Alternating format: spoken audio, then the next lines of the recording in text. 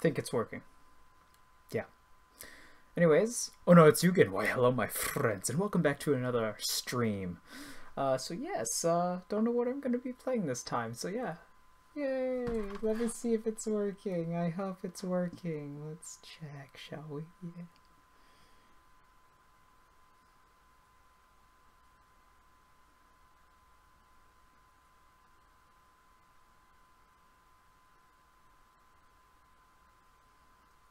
There.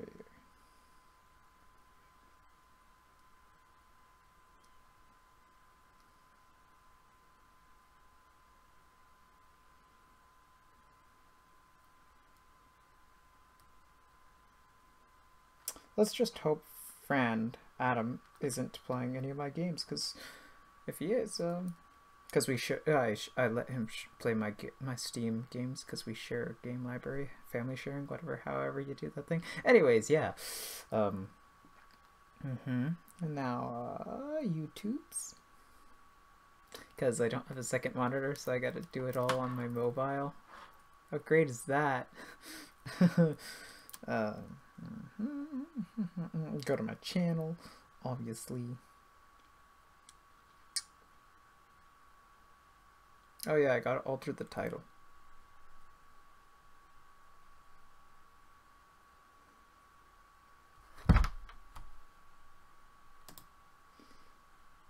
Go away, notifications. Yes, I have a lot of tabs open, so yeah, don't worry, I'll be closing this afterwards. Reload that.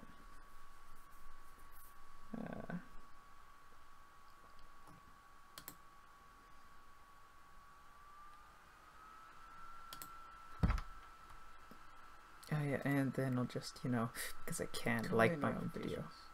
Yes, I have a lot of tabs open. Yeah, don't worry, I'll be closing this afterwards.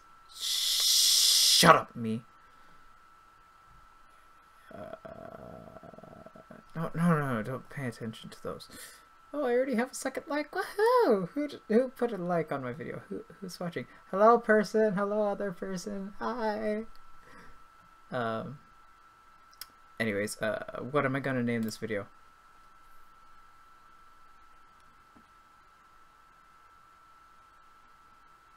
Is that Fran? Fran, are you watching? 15th.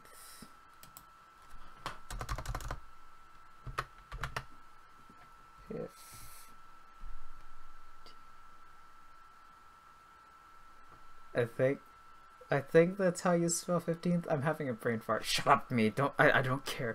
Just leave it. I'll fix it in the future if it's different.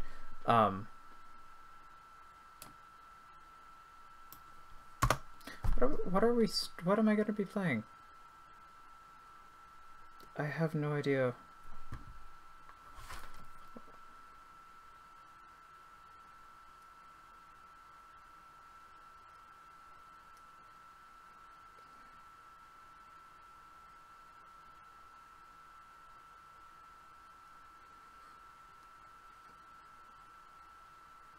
I don't know what to play.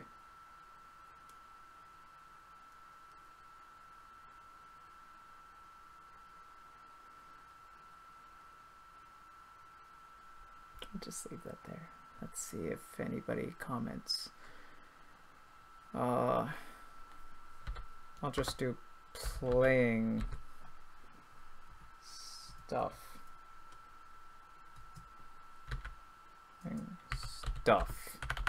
For now.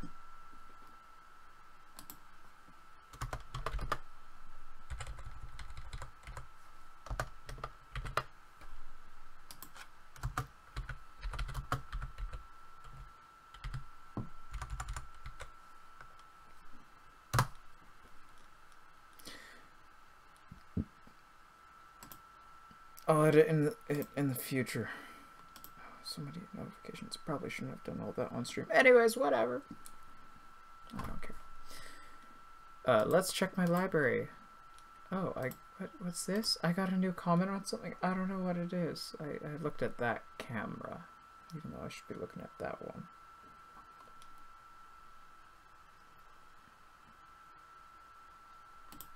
friend. Oh, friend, you're gonna get kicked off my game in a second. Oh, you're right. This thing. This is good. Shh, shh, shh, quiet.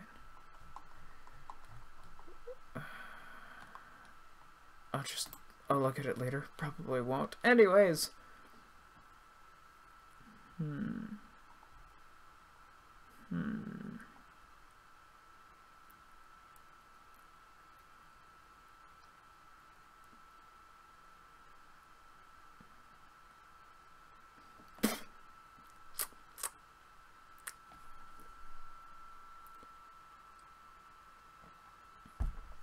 I'm gonna let my Discord buddies know I'm streaming. Then they'll maybe come and join. Hopefully. Oh, we got messages in here.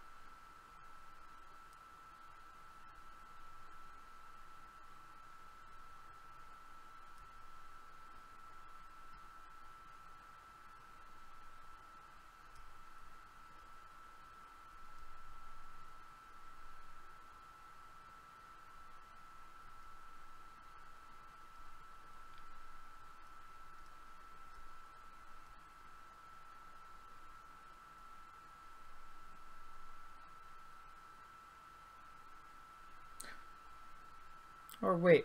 The other viewer, if they're still here, I'm not looking at the moment. There might be one of you guys from work. I'm not sure.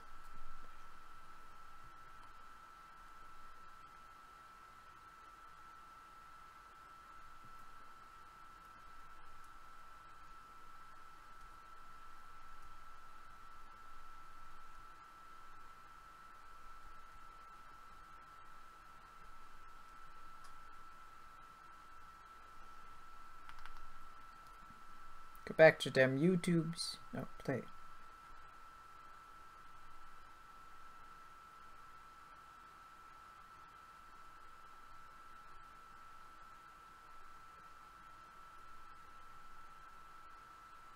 Oh, it's just me watching now, of course. Live chat. Anyways. Yeah. What should I play? I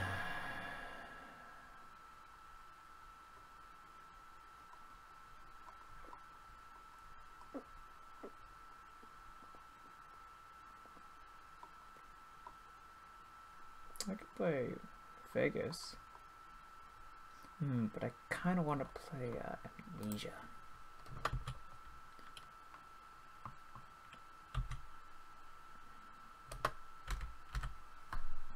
Amnesia, the darkness and fuck. It's not even installed. Of course it's not.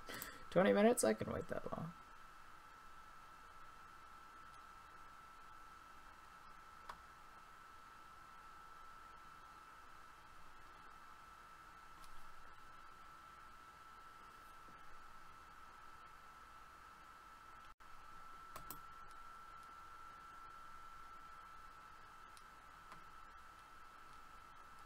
Anyway, go up. And I'll play New Vegas for now. Go away notification for Steam. I'm on Steam. Do I have it so let me check my settings. I don't know if this is stuff I should be showing on the stream, but whatever, I don't care. In game, maybe I should do downloads. Stream went offline. Fuck. pause during gameplay.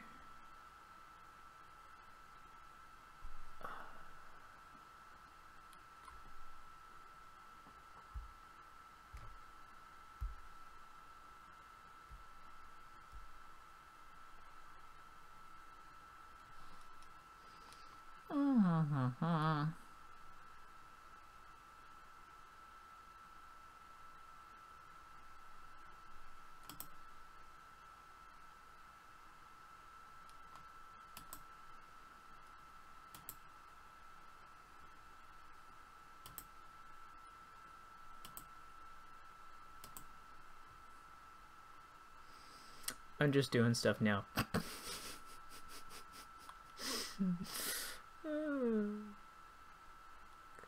Voice.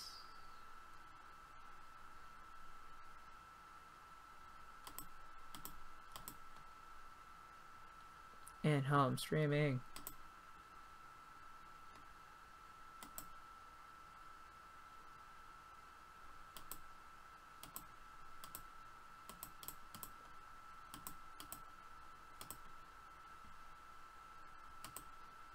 Do that.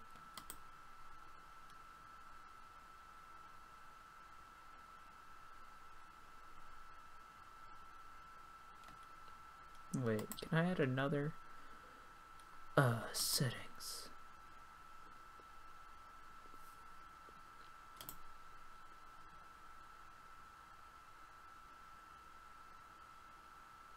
Okay.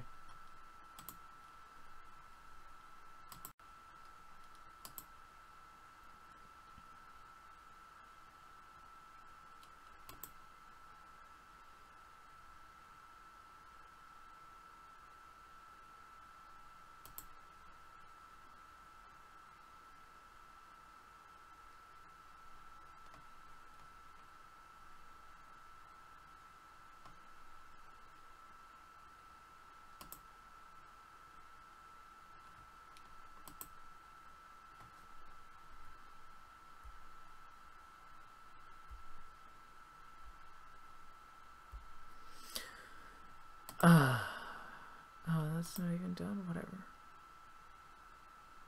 You go first, though. Now we'll go to play Fallout New Vegas. His friend gonna be like, friend, I was playing games, so I was playing Skyrim though. And I'll be like, well, I'm live streaming now, so, and it's my game. So that's a bit loud. Alright, I get all the information louder in this than you guys do, I'm pretty sure. I don't even know if this is gonna work. I'm just trying and seeing if this will work. I don't think it will.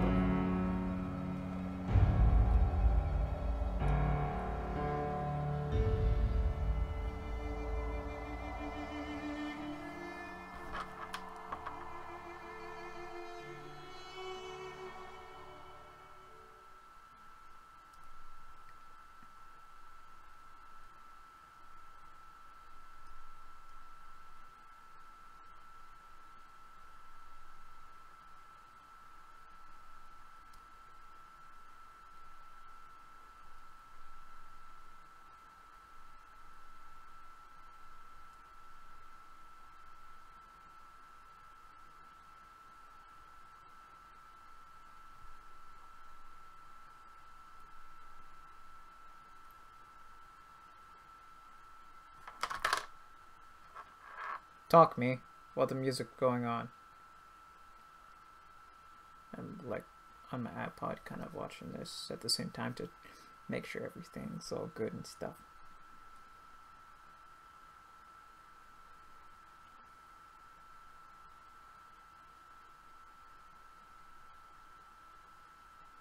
Too far.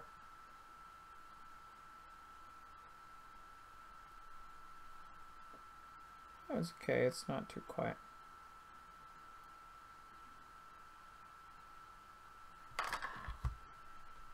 Anyways, let's start.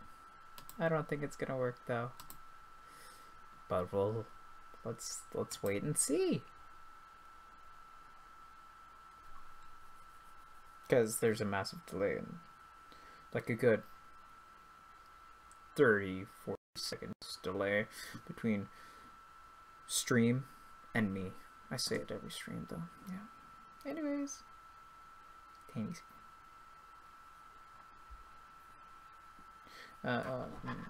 What is friend saying now?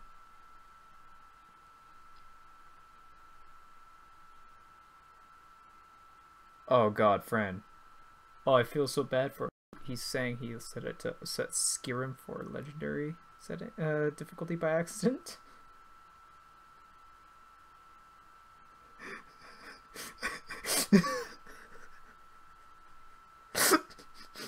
Okay, I'll read this out loud.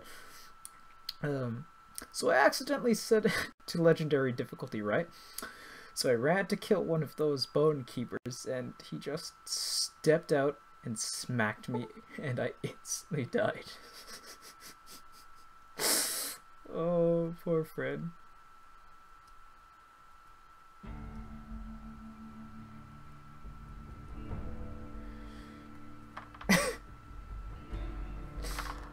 Anyways, so make sure I'm gonna be on the right character and I don't overwrite anything. Am I still? Am I still? Okay, I'm gonna load that so I don't overwrite it. Fuck it, I'm gonna turn my lights off. I don't want these lights on. Chords. Fucking chords, okay. Fucking chords. Sorry for you guys.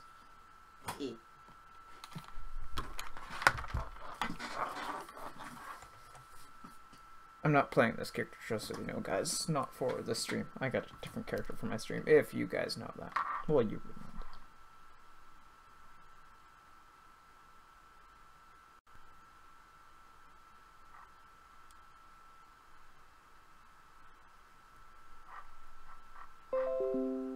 Shut up.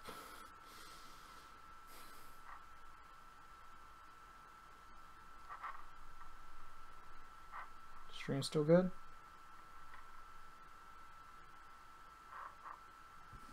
I forgot to put a timer on for my tea. Shit. Yeah, well.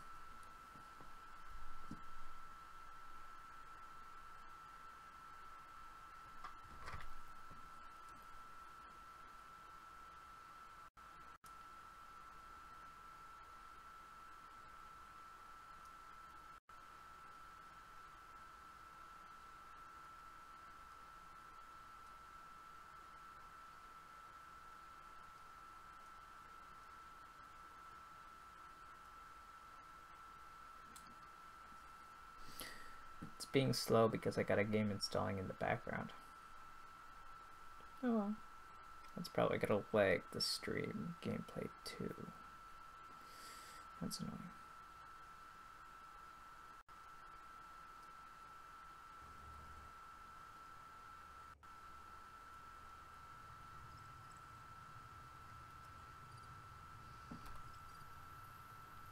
Oh boy, 9 FPS. Ouch.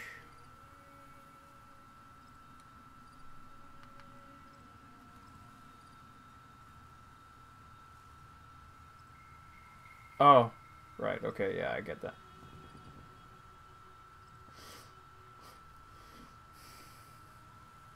Check the stage every hour on the hour, every hour on the hour, every hour on the hour.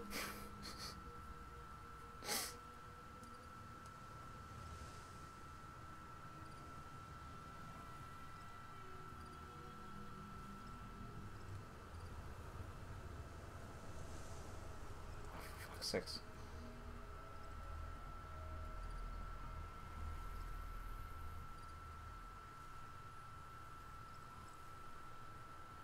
Well, I guess I'm not playing Fallout New Vegas for this stream. Ouch.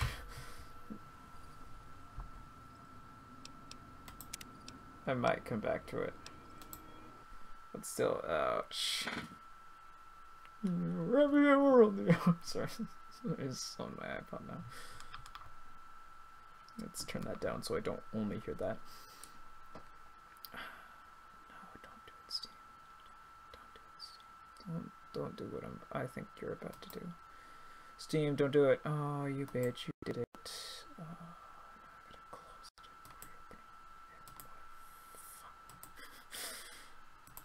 it. Every hour on the hour. God fucking damn it, now I got it stuck in my head.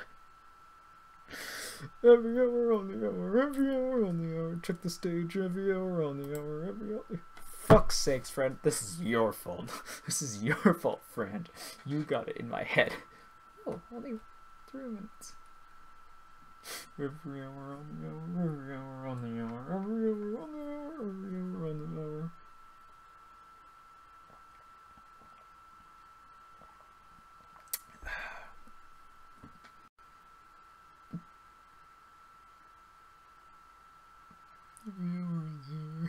God, I gotta stop that. I gotta stop doing that. I want to turn on my lava lamp, but I don't want to go down it. Fuck.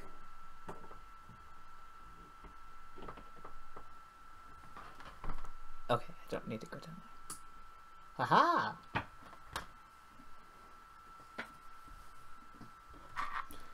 Oh, my stream's getting laggy. Don't do that, stream.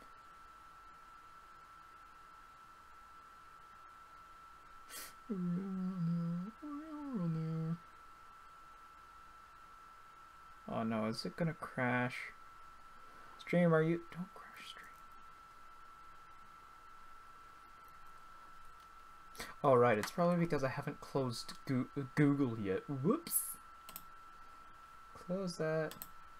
I'm stupid and forgetful. Close. Thank you.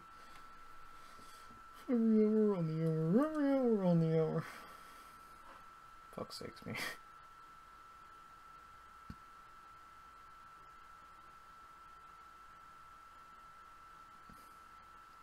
Every hour on the hour.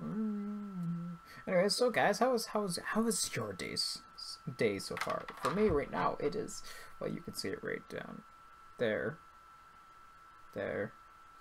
It's... Holy shit, what is this? Fortune God's very flames to my eyes, tell me lies, and you will to Screw's game. Time is nigh, I must fly, venture forth on my quest. Goodbye bar, and goodbye girlfriends bests. I'll be off, as are off, get your late to Hyrule. I don't know the rest. Sorry, I saw holy shit and from my friend saying that to me, and God, that's like, I remember that song.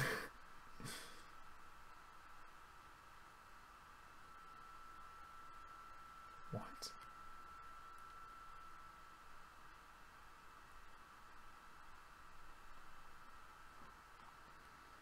Oh, I think I know what he means. He said Eraserhead is Archer. I'm like, what? And never mind. I think yeah.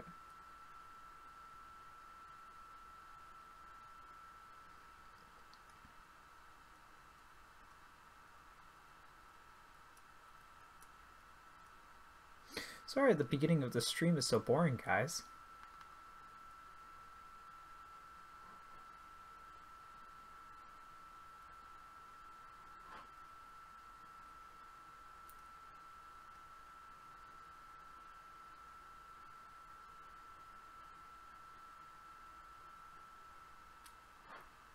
I think this screen is also kind of lagging my stream too, but you know, whatever.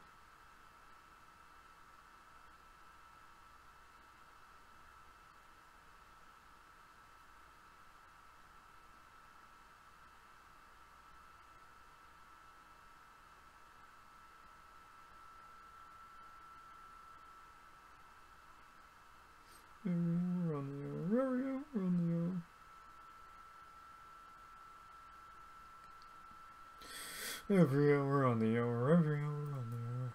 Holy shit, what is this? Fortune God's very flames to my eyes, tell me lies, and you out this Screw's game. Time is nigh, I must fly, venture forth on my quest. Okay, shut up, me. I'm just talking now. Try and keep the stream entertaining. Hurry up, Amnesia. And I swear to God, if you don't work, I'm going to be sad and annoyed. Because then there is no point for this stream. It's just me babbling about the same thing on and random bullshit and stuff.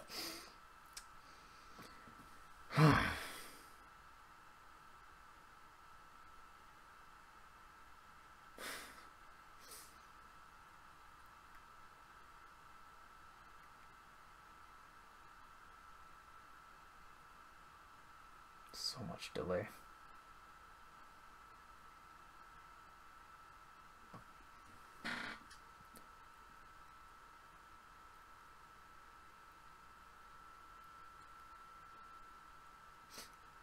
So yeah, I know nothing about Amnesia. I've never watched any gameplay of it, except for custom stories.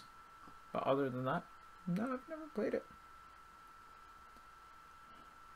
Amnesia, why do you do this? Comp, why do you do this?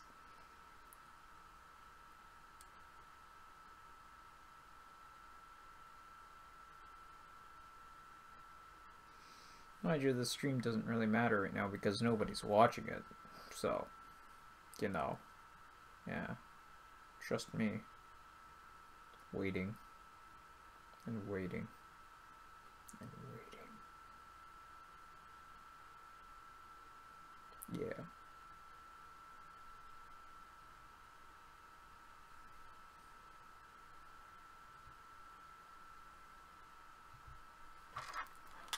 Doesn't say how many people are watching. Oh, never mind. It says right there. I'm watching. That one person is me. Shame.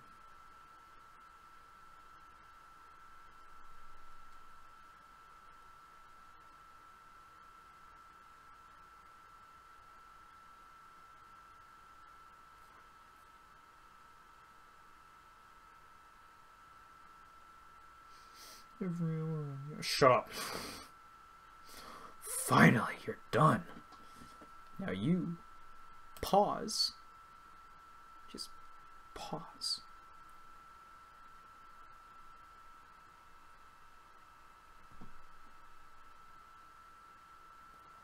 There we go. Chords. Sorry.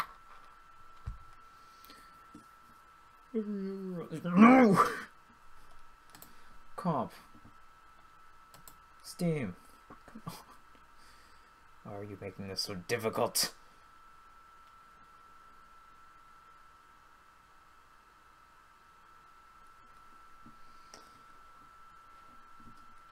I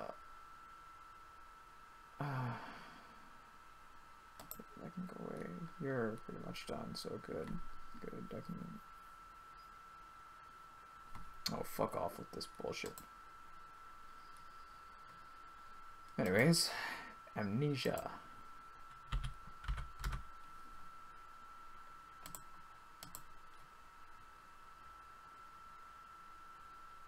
And settings launcher first, then I'll play Amnesia.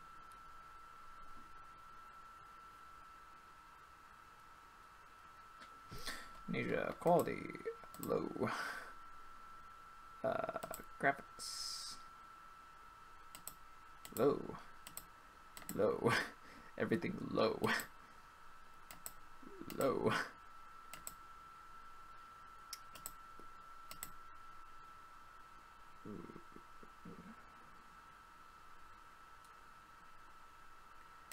Basic.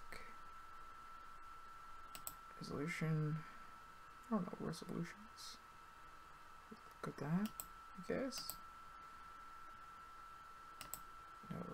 Yes. Yeah, I guess that. Language. English.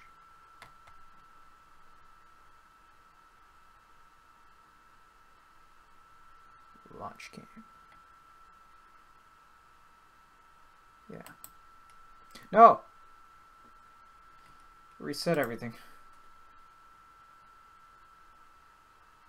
Sucks. No. No. Comp.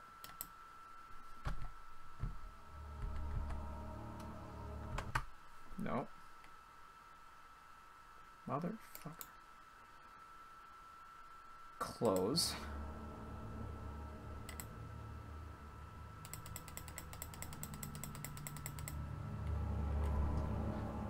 God damn it, comp.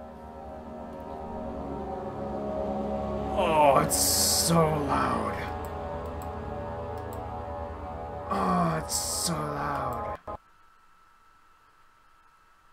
Ouch.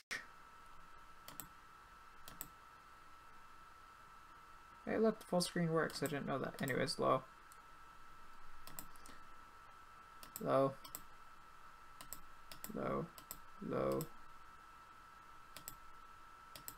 That one.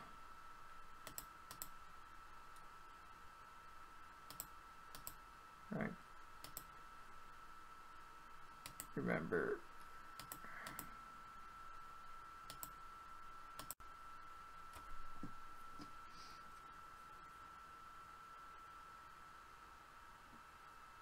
What? Oh, what? Sure.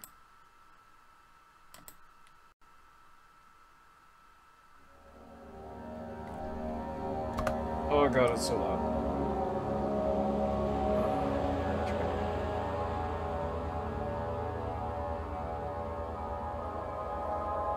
Okay.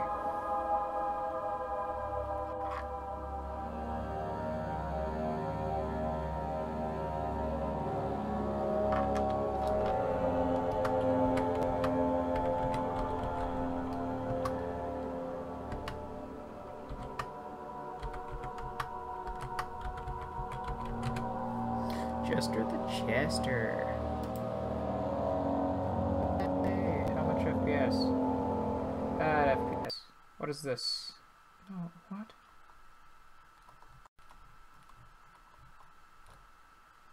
I don't know what that is. Go away.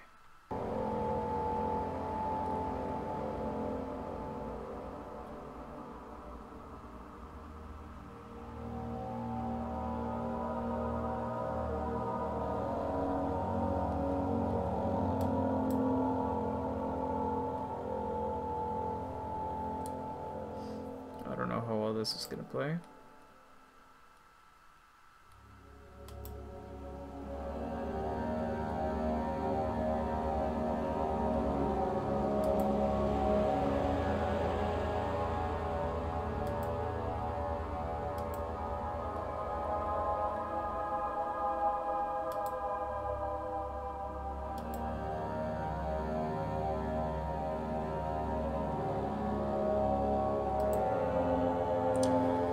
God, why can't comp run anything?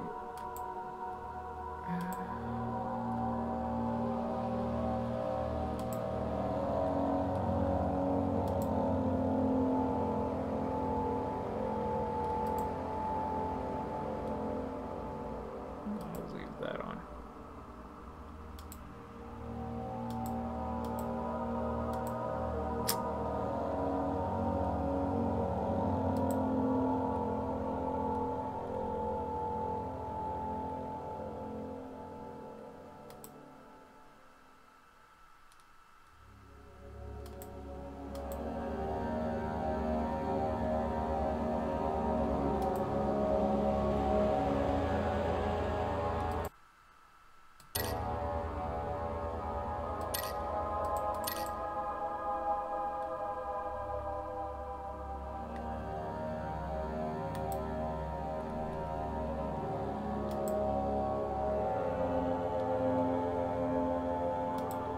Restart this, yes. So yeah.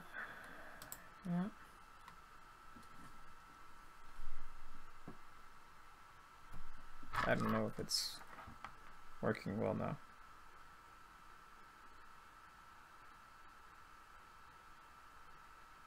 Doesn't look like it.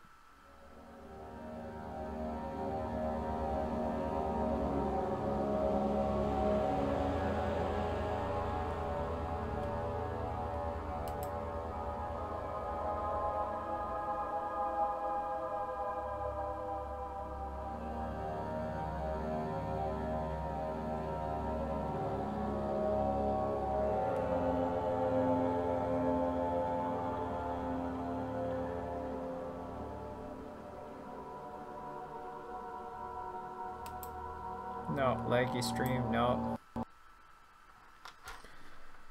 fuck's sakes, game. Comp. Why? You hurry and finish. Comp, why are you such a piece of shit? Huh? Hmm?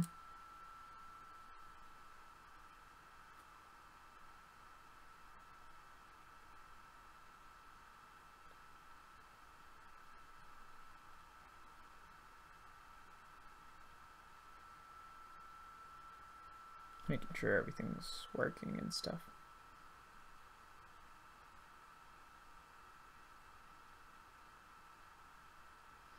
Okay, I'll try it one more time after this, because it seems to be doing alright there. But mind you, that's a main menu, so I don't think it's gonna work.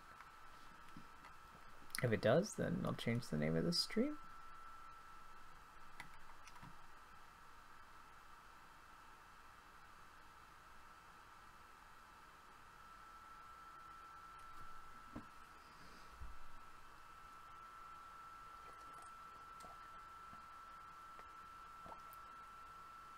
So, guys, day's been good so far, guys? Hmm? Yes? No? My day's been alright.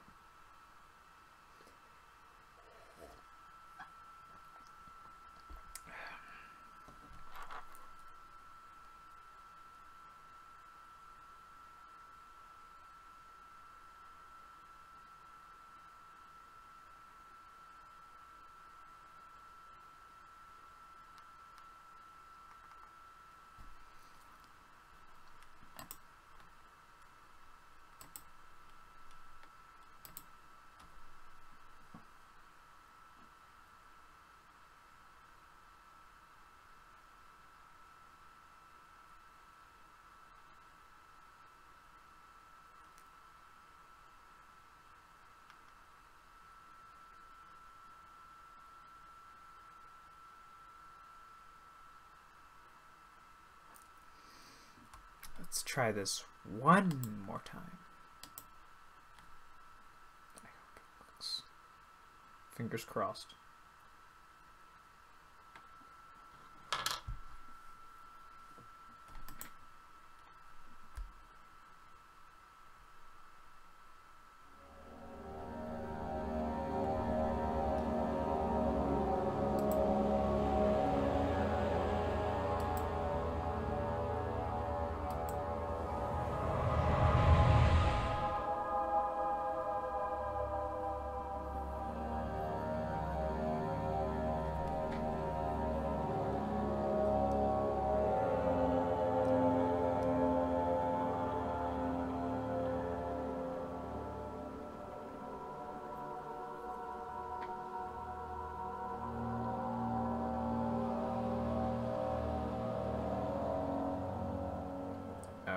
One. Don't forget, some things mustn't be forgotten. The shadow hunting me. I must hurry. My name is Daniel. I live in London at Mayfair. What have I done? This is crazy. Don't forget. Don't forget. I must stop him. Focus. My name is... I am Daniel.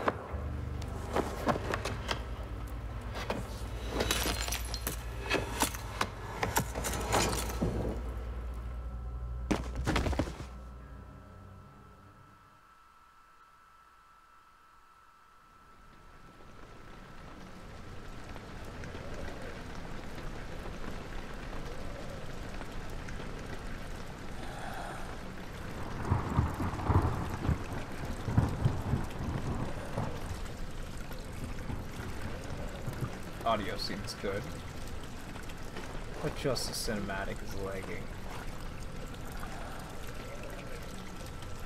I thought Amnesia might work because it's an old game, but it doesn't seem like it.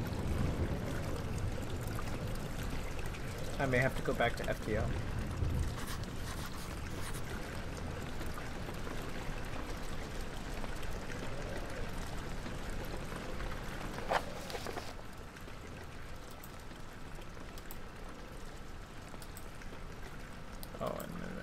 I see it.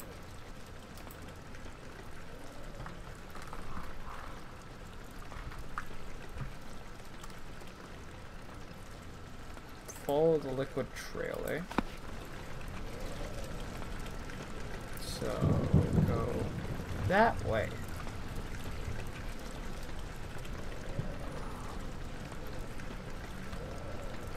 Can't I grab? Yeah. There we go.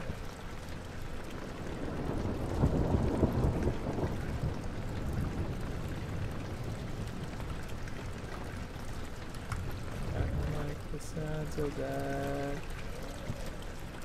It's spooky.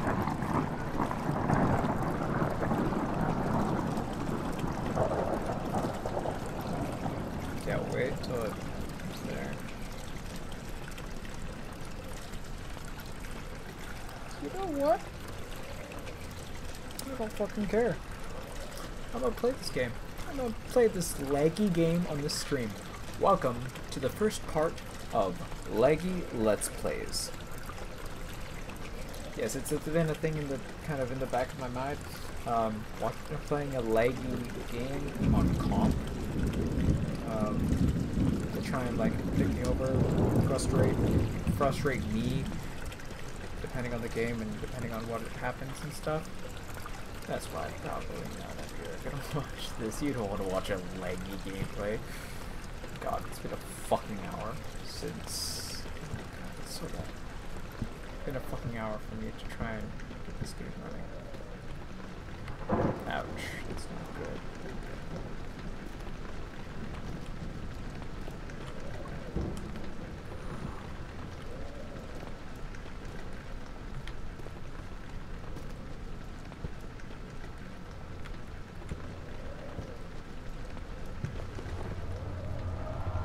Come on, me.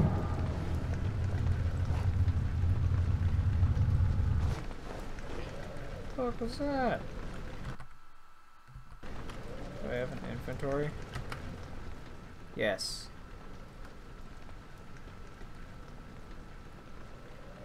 Doesn't look good. Doesn't look good. Which looks like pretty bad. Tells me to go that way? Well, I want to go through the big doors. Okay, no I don't. No I don't. No, I do not want to go through this big door. Fuck you, wind.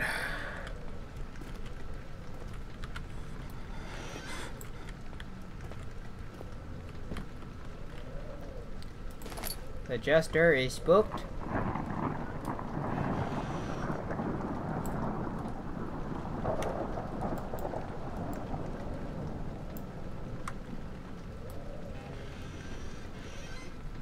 Spooky, spooky.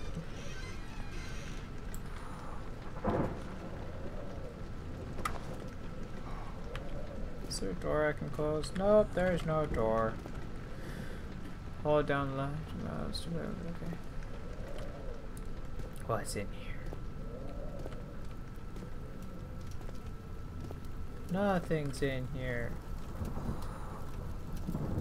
My breathing, the character's breathing is spooky.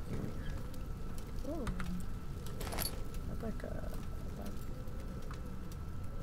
can I drink that, please? No. All right. Well, fucking.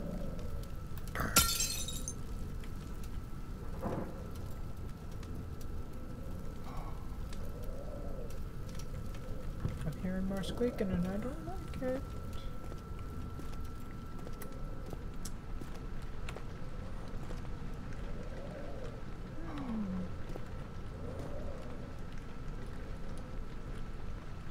Wait, there's something. Oh, fuck.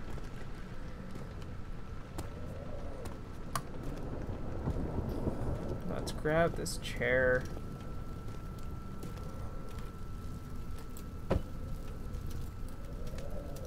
Okay, gotta hold it, eh?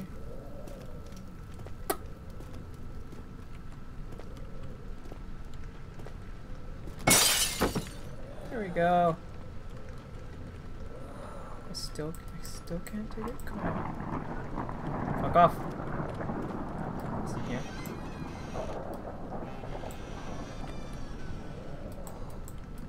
grab it.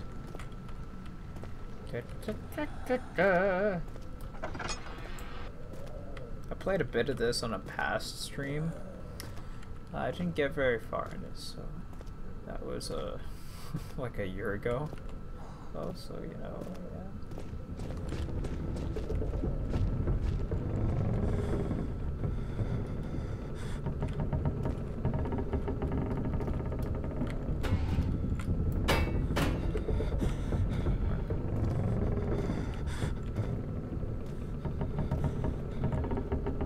These walls are not wood.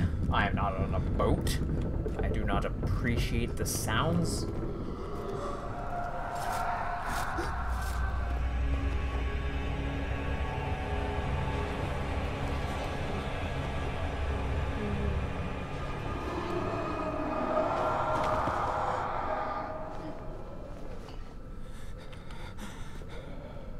No thanks.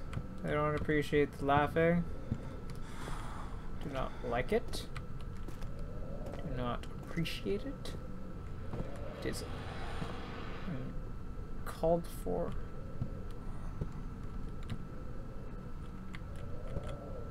Yeah, I know that's a suit of armor, but still.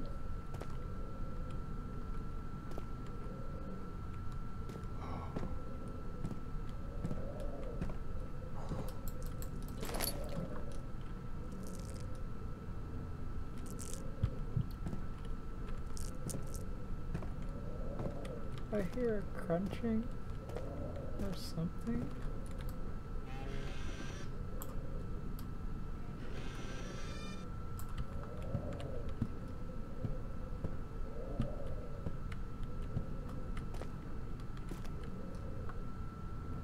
And there's no point being in here.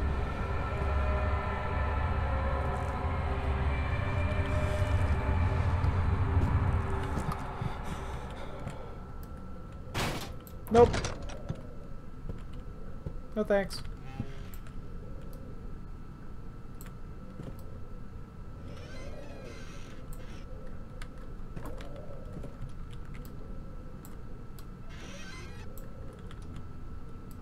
I'm gonna just hide and stay in here for the rest of my life. Yep. This is where I'm gonna live out my days, and yeah.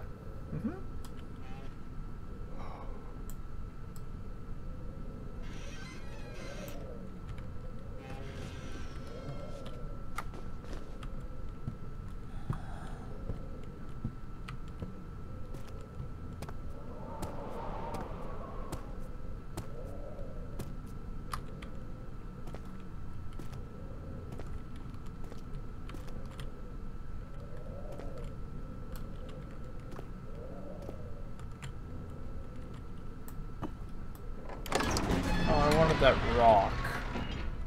A fragrant taste of rose lingered in his mouth. Turkish delights, he thought, just like the ones at the consulate in whatever. Excuse my reading, I'm not the best at it.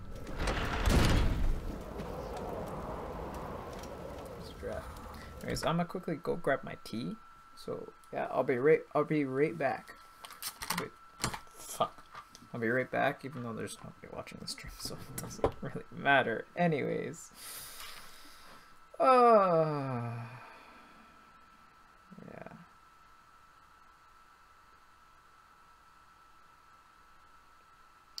Can I? Yes. Edit that. Cancel. Edit.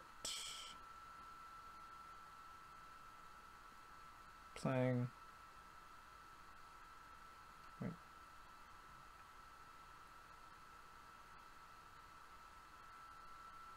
Leggy. Let's play. Plays. Fuck's sakes. Plays.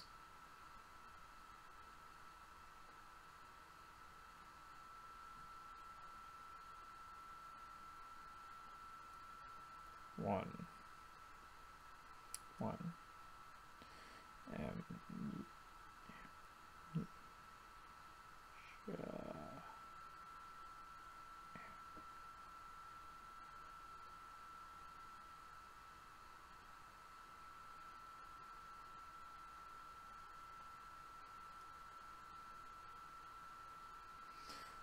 Oh, for fuck's sakes. Fuck.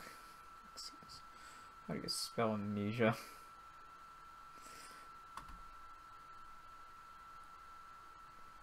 There. Fuck me. No, come back.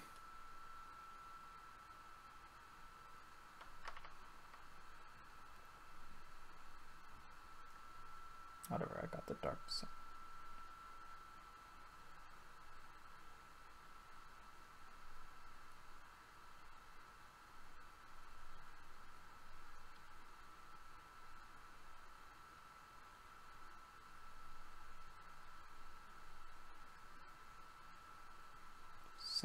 Descent.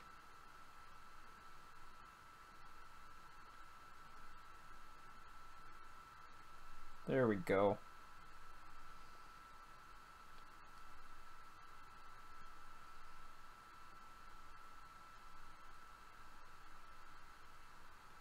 Spooky.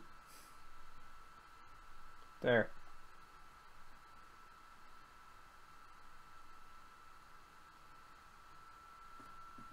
I'll be back. Tea time. Tea time. I love my tea. Go get your tea, my friends.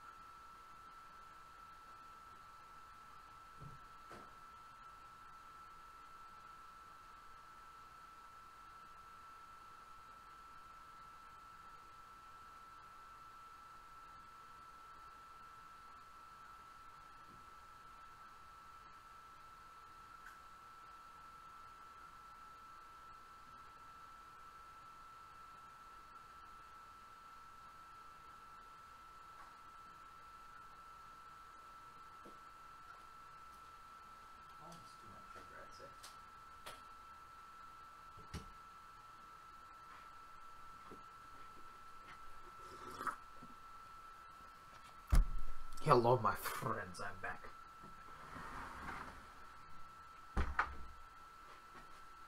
I have returned. Aren't you all super happy? Probably not. Probably none of you care. Oh, wait. None of you do care because none of you are here. Fuck me.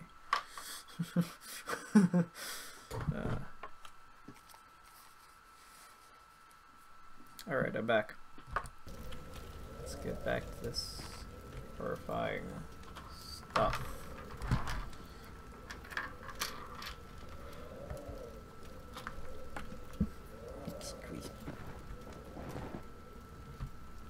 The sounds of the torches.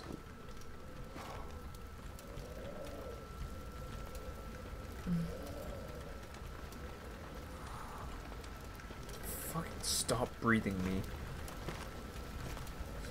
Shut up.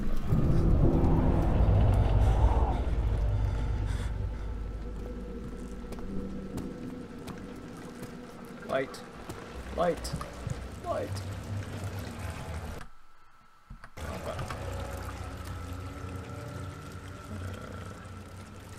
Slight headache.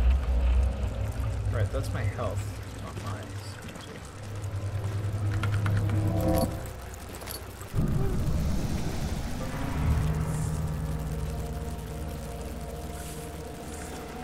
Gross. How did you get here? And they're gone. Fucking of course. Stop, please.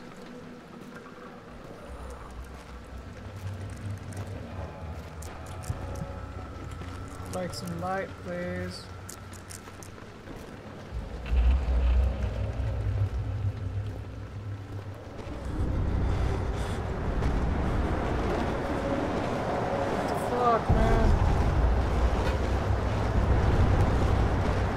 Stop! Okay, you have...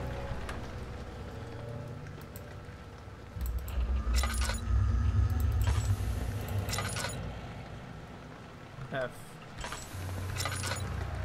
Okay. Very sparing with my fuel.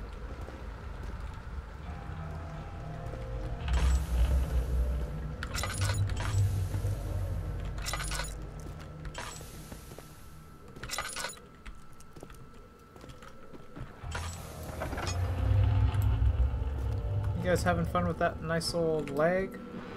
Huh? Fucking shut up, strings. Please don't.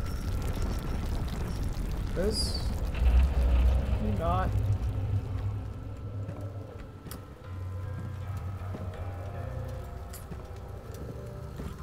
Appreciate it.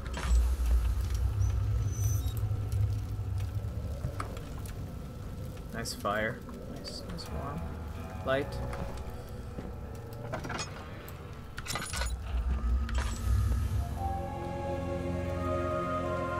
Yes.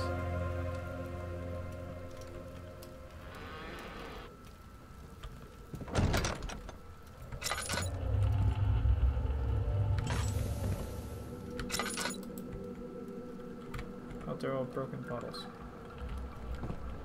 So dark in here.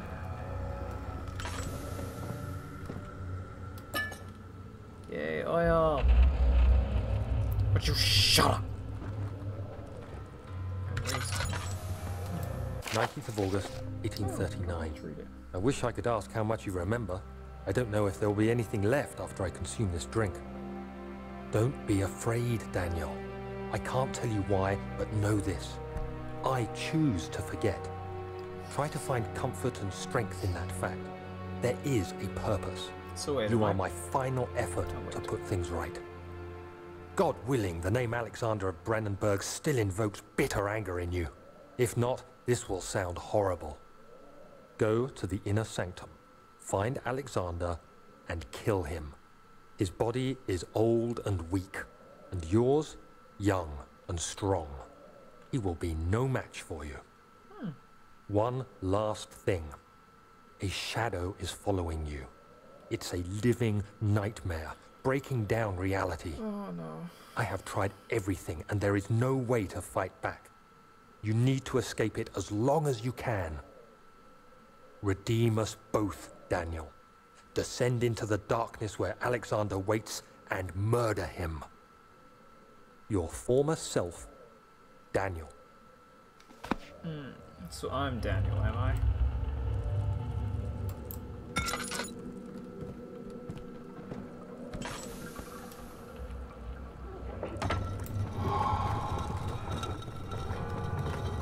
What was that?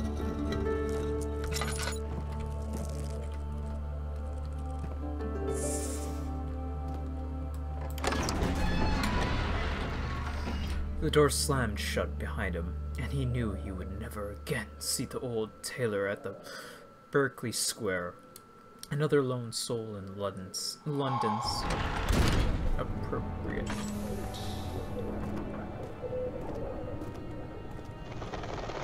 Is this the inner tank now?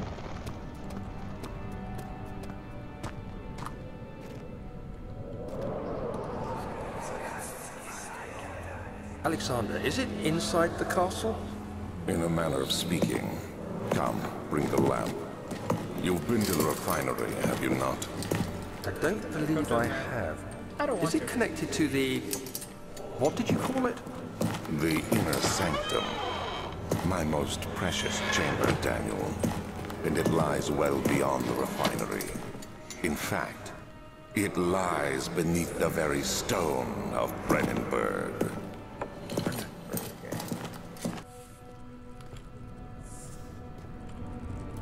Oh, I was moving slow because of that stuff. Ah, oil. Gimme. Gimme.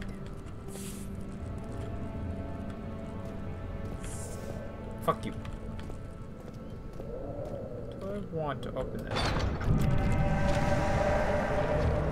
No. I do not. Okay.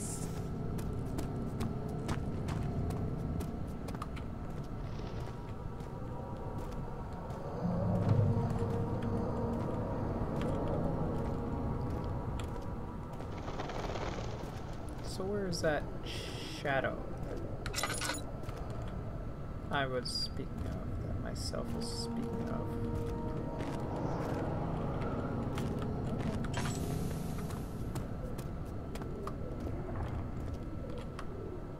How much oil? I don't have much oil left. I'm nothing. Nothing. What? Oh. Well. Oh.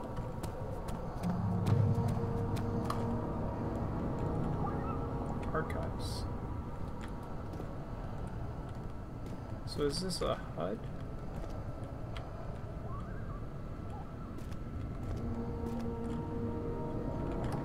Archives. I don't know where to go first. Let's go for the archives, I guess. I might regret this. Traveling to the Dover meant going through Canterbury. He made sure to pay a visit to avoid the sense of guilt connected with neglect of family.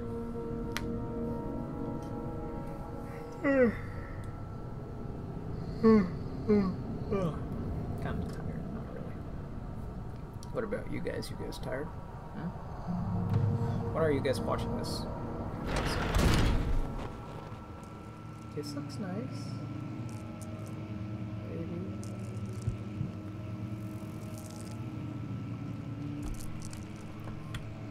Oh.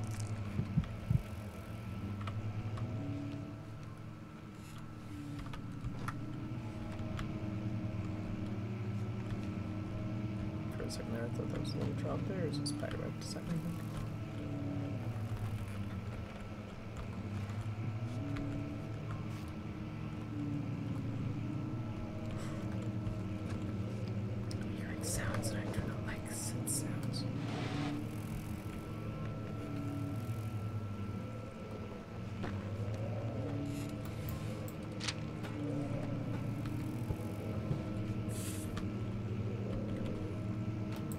16th of May, 1839.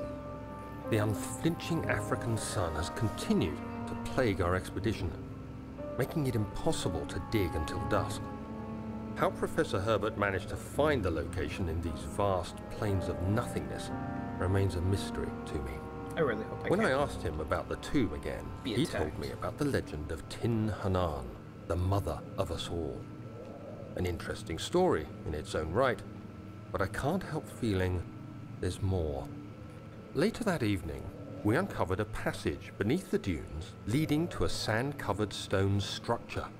The professor was confident it was the tomb we sought and ordered the others to clear the way late into the dark, cold night. Tomorrow, I shall lead the men into the ancient structure, hoping to reach the burial chamber. No matter what the professor is keeping from me, the dig should yield something interesting to take back to London and the British Museum. Okay. Again, I really hope I cannot be attacked when hearing a note or listening / reading a note. That'll be really dickish if I can.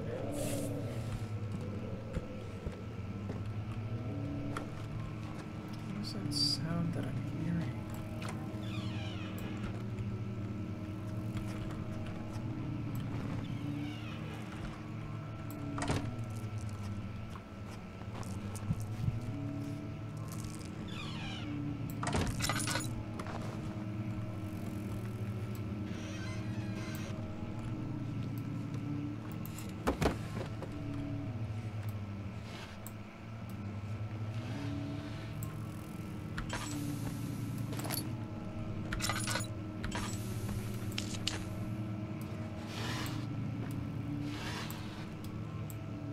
Middle draw.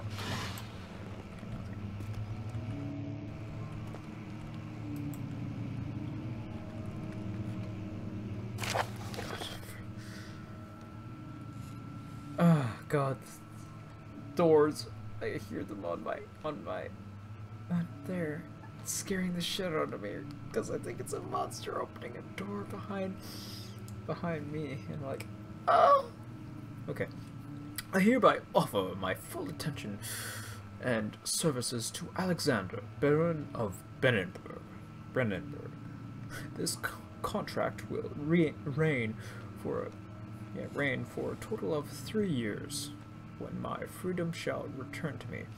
In addition, Alexander, Baron of Brennenburg, is to recommend my services at the Prussian Royal Court and within the sanctum of the Order.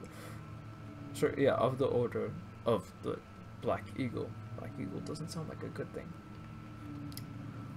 May no man break the seal. Wenham, Which, okay. Don't like this sound. What the fuck does that sound?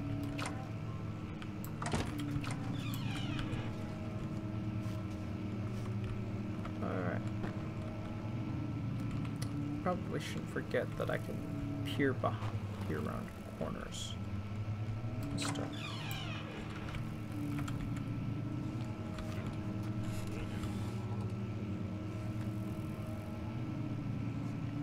The fuck was that?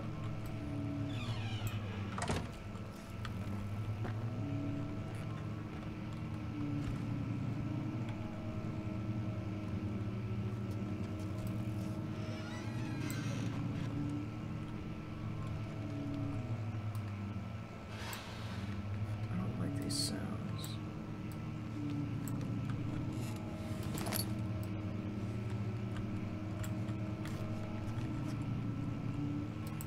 17th of May, 1839.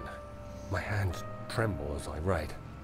I feel a need to document my tribulation, for I fear that my memory will fail me if I linger. Today, I took some men and ventured into the dark, ancient passage we uncovered. Our torches burned faintly in the murky air as we slowly made our way underground. The men were superstitious and fearful. They argued loudly, and I felt their strange language getting to me. I mustered my strength and yelled at them to continued down the slopes and broken steps. The crudely carved passage confused me. It looked much older than the 4th century structure we had expected. The twisting path emerged into a great antechamber. The walls were lined with statues unlike any I'd ever seen. Despite their unearthly quality, I felt a strange familiarity toward them, which haunts me still. At the far end of the chamber, a great slab of stone sealed off whatever lay ahead. I gave the order to raise it, and as I pushed through the narrow space, the heavy stone suddenly dropped, sealing me inside. I was trapped. It sucks.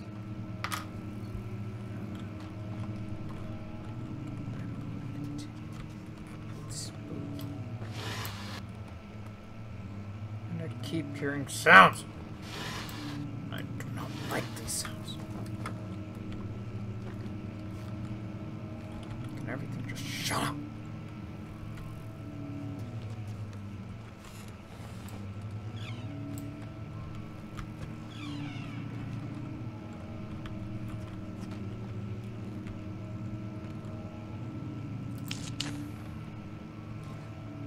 I hope I don't regret doing that.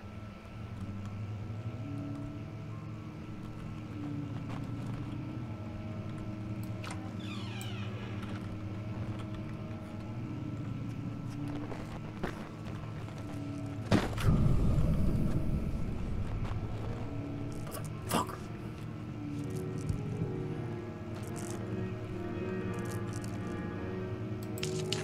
I'm hearing a piano, and I don't think that's a good thing. It's nice. I don't think it's good. I like this. No. It's got a tinder box in it for me. Thank you. You. You can fucking go in here.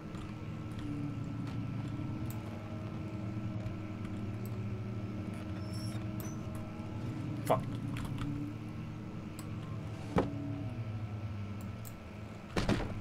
Cue me throwing a book, and then a monster just walks in right as I throw the book and it hits him in the face.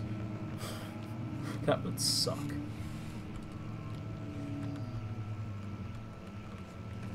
Ooh, another chest.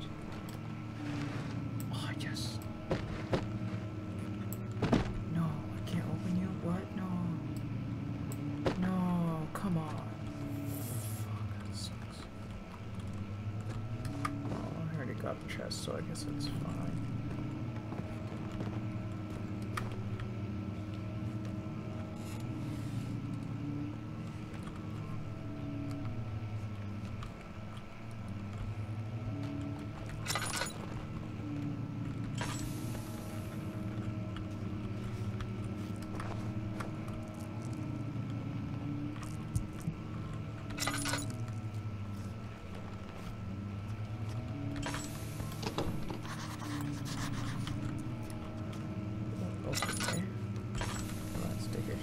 I like those. I can, but I'm not going to.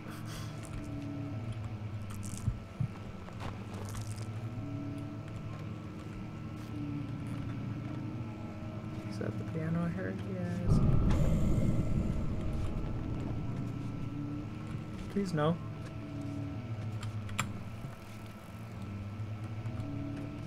Please.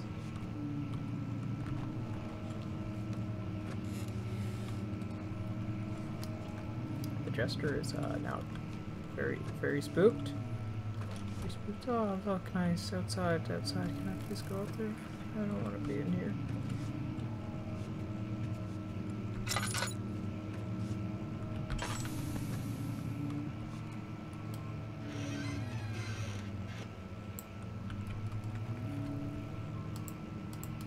I can't play the piano? That sucks.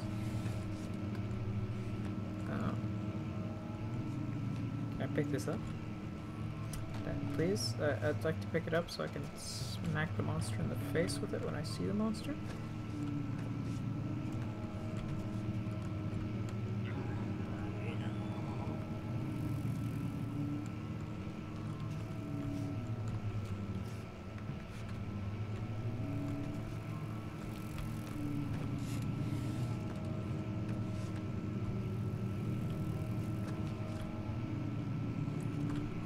that? I can.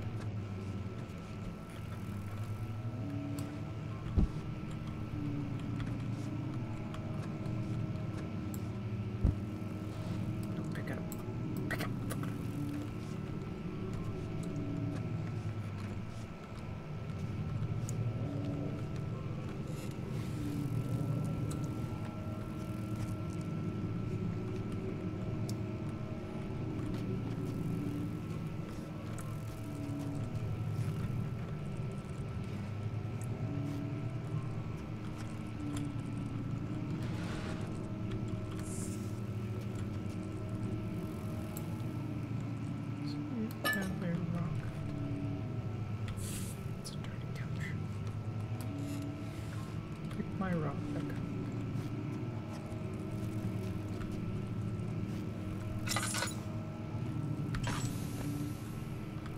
Sucks to be that.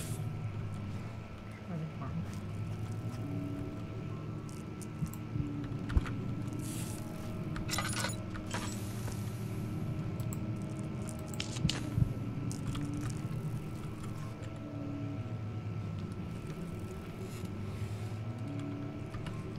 What's my synergy doing, huh? Slight headache.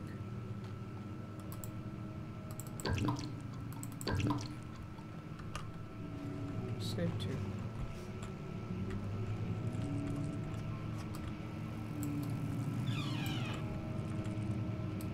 Grab my trusted rock. I don't know how trusted it is.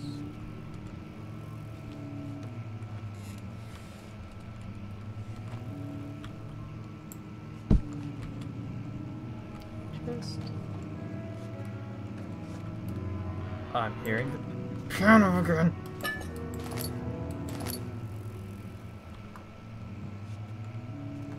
Off. Piano.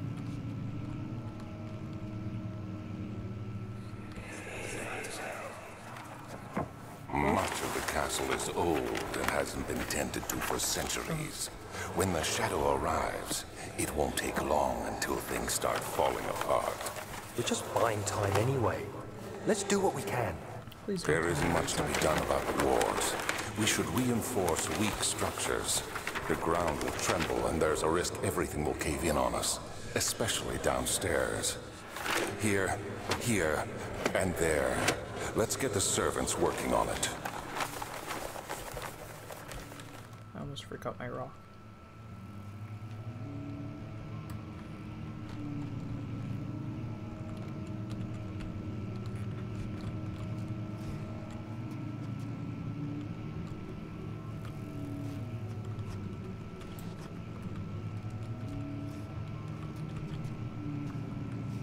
I'm just gonna play the entire game via crouching, yeah, That's what I'm gonna do.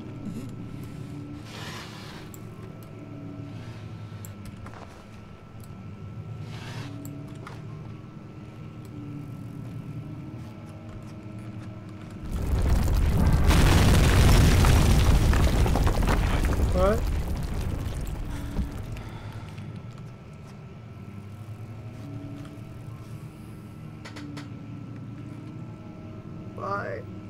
Why? Oh, fuck me.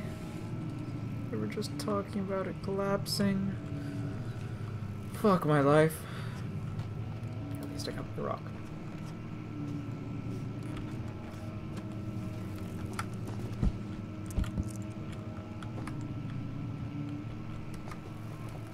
I don't know what's over there.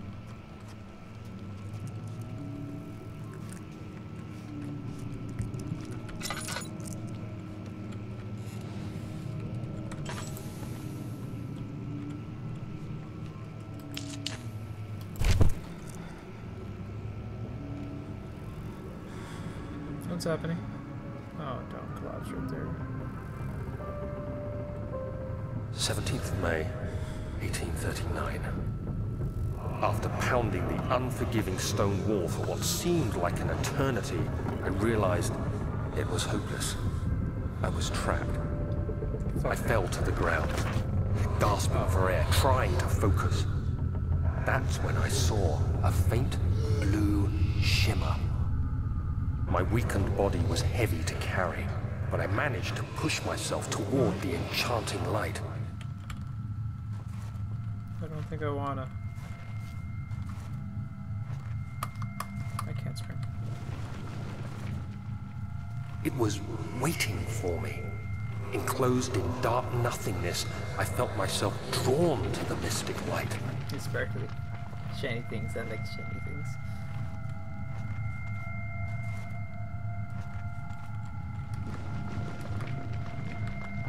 I reached out, closing it in my hands.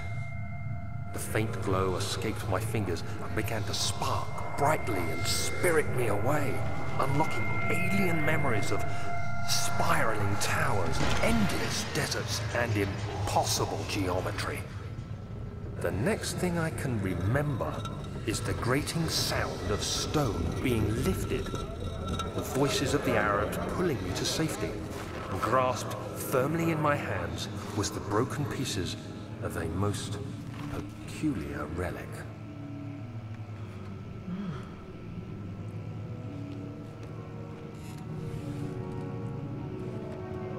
I hear the piano again.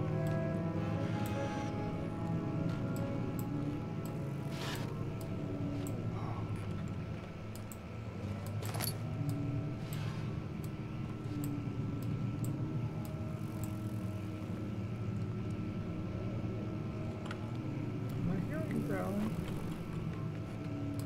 I don't want to hear growling. So what am I supposed to do? Am I supposed to climb that or what?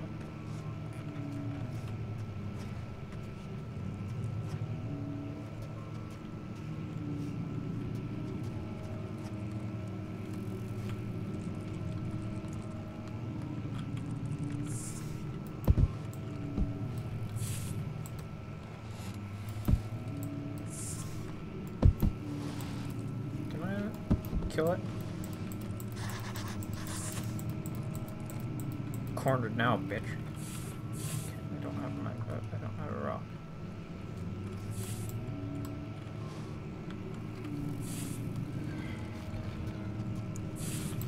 I can't kill it.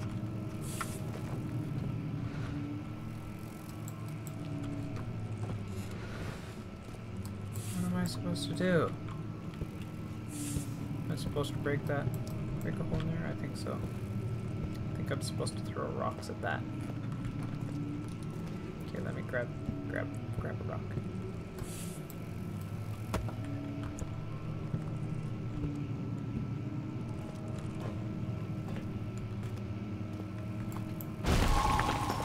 I was right. I was loud. Oh no.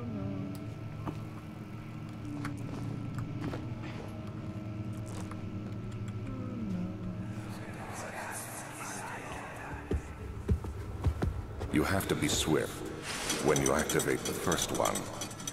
You hear that? If it stops, you'll have to start over.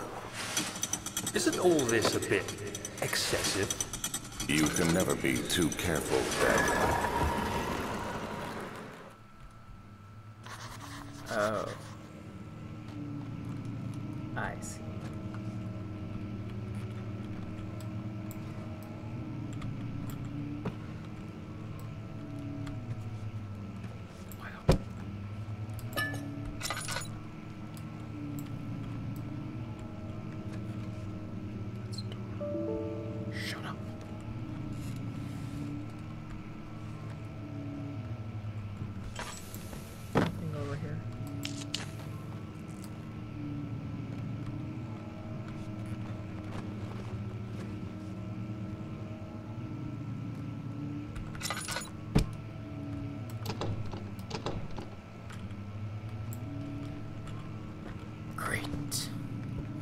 Oh no, is it one of those cliche things where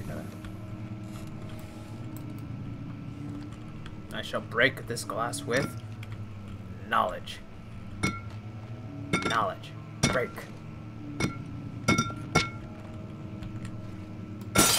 It broke. I broke it with knowledge. Knowledge is power. I don't want to read this. Yada yada yada stuff. Stuff.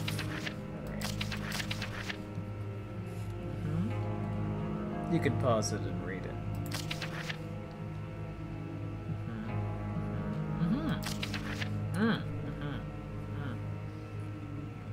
For a second there I thought this said Reeklings, and I was like, Reeklings from Skyrim? What? Alright.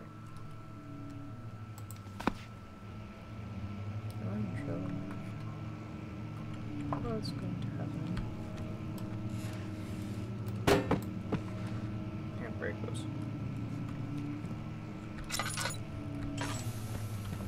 I'm supposed to grab books, aren't I?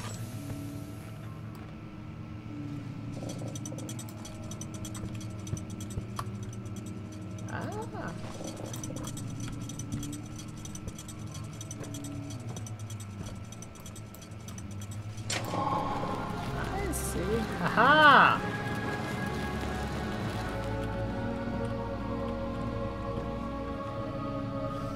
I want to light it, but I'm not going to. Got a feeling I'm supposed to hide in that closet afterwards. Maybe?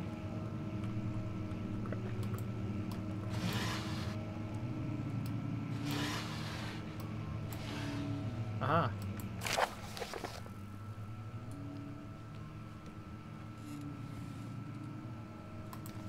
You can read that on your own. Can I open this? No, of course not. Yeah. Uh-huh.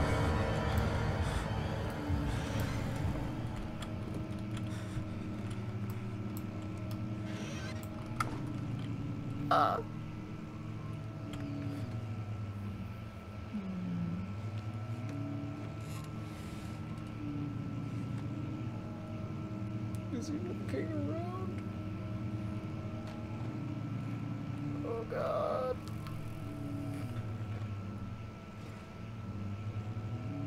I'm gonna die.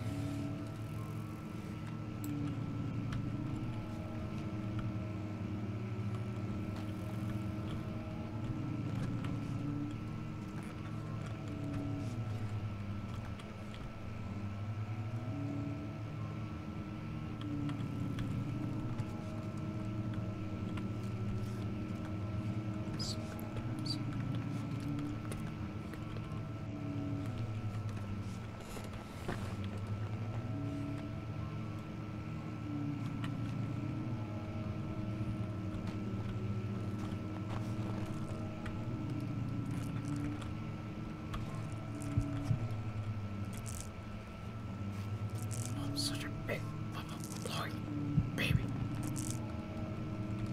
Okay, light there. There's some light. Wait.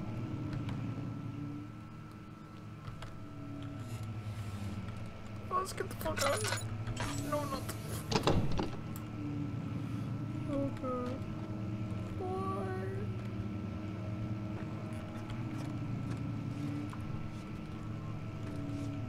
You know what? This was a bad idea to play this now.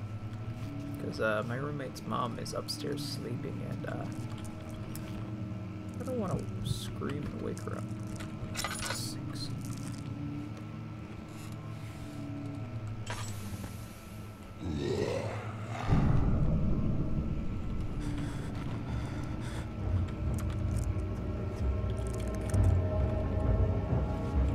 Where is he? Where is he?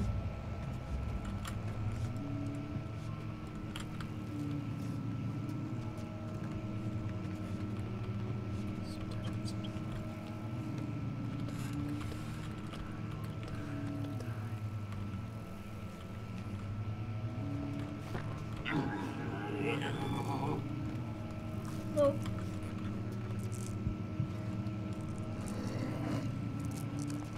I swear to God, if I walked into the room he's in. Oh.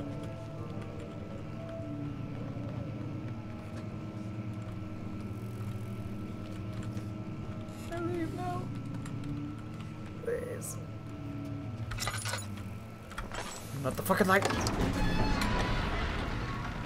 Oh, I was done. The men said the tomb had been revealed. Tin Han awaits grinned.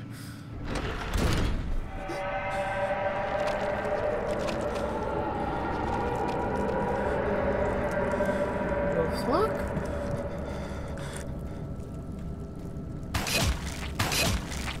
Ow! What am I supposed to do? Am I supposed to jump over it?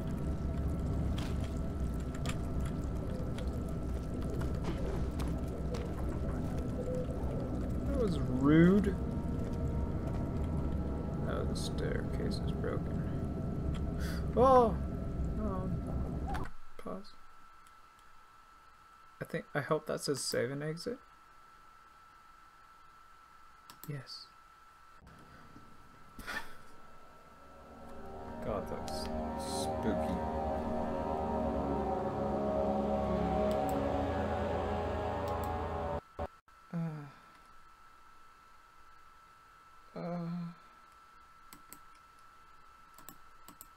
Fuck Amnesia. What am I gonna play now? I don't know.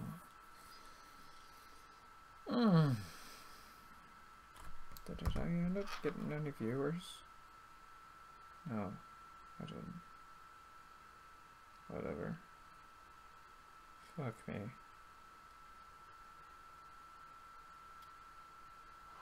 Fuck me. What other games like FTL can I play? Where is FTL? I'm not gonna play it, I'm just wondering where is it. I've put it in my favorites. Oh, right there. Blind. Yeah, that game's good. It's really good. But Amnesia. It's good. That's pretty spooky. Cause normally I'm like,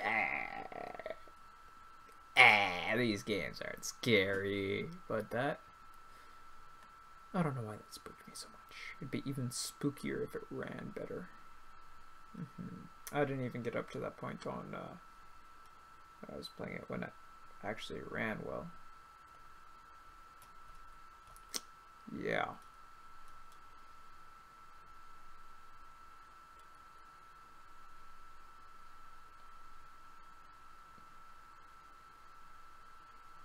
I'm gonna go Buried. I haven't played that in fucking forever.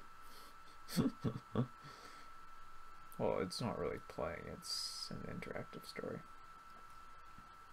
How long? It's not gonna take long for it to install. Alright, let's do a chapter of this or something. Because, where did I leave off? It'll show me in a minute. I'll edit this. Fuck. Whatever. Edit.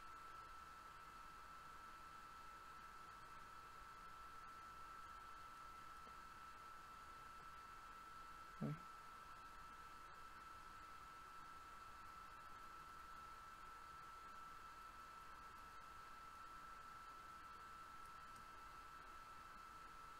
Buried.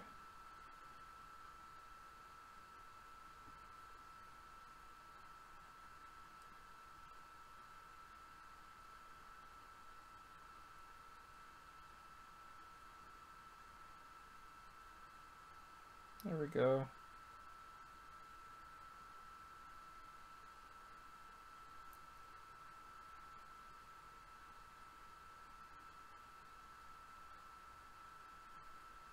Who knows, I may go and play,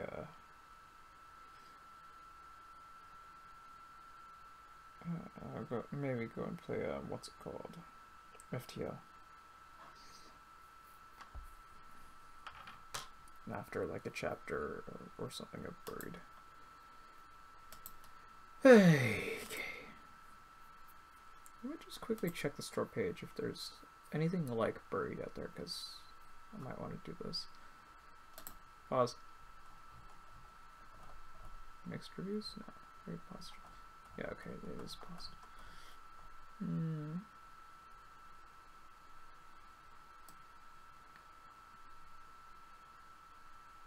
choice of the pirate. That seems interesting. Whatever.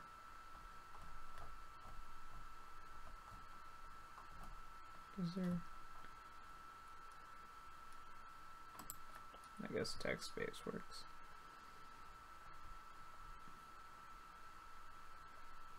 Why am I looking at this on a stream? I don't know, because I'm stupid and don't know what to do.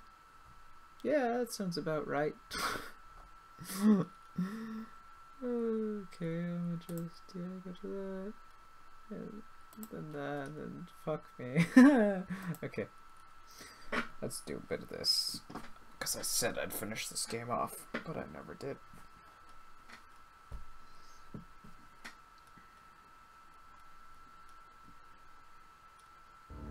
Buried. Yes, I remember buried. Actually, I don't remember this. Curiosity. Curiosity, 39 players obeyed the warning sign and stayed away from the glow. Selfishness. Step in front of Dennis to protect him from Marcus. Oh, Marcus, I remember that. And Dennis, I remember him just because I think it was just because I didn't believe him or something like that. He got and became a total asshole bastard person to me for a small little thing. I didn't even mean it in a bad way. You and 65% of players were easy on Marcus after he surrendered? It was? Because it was. I think because I wanted his help. Anyways.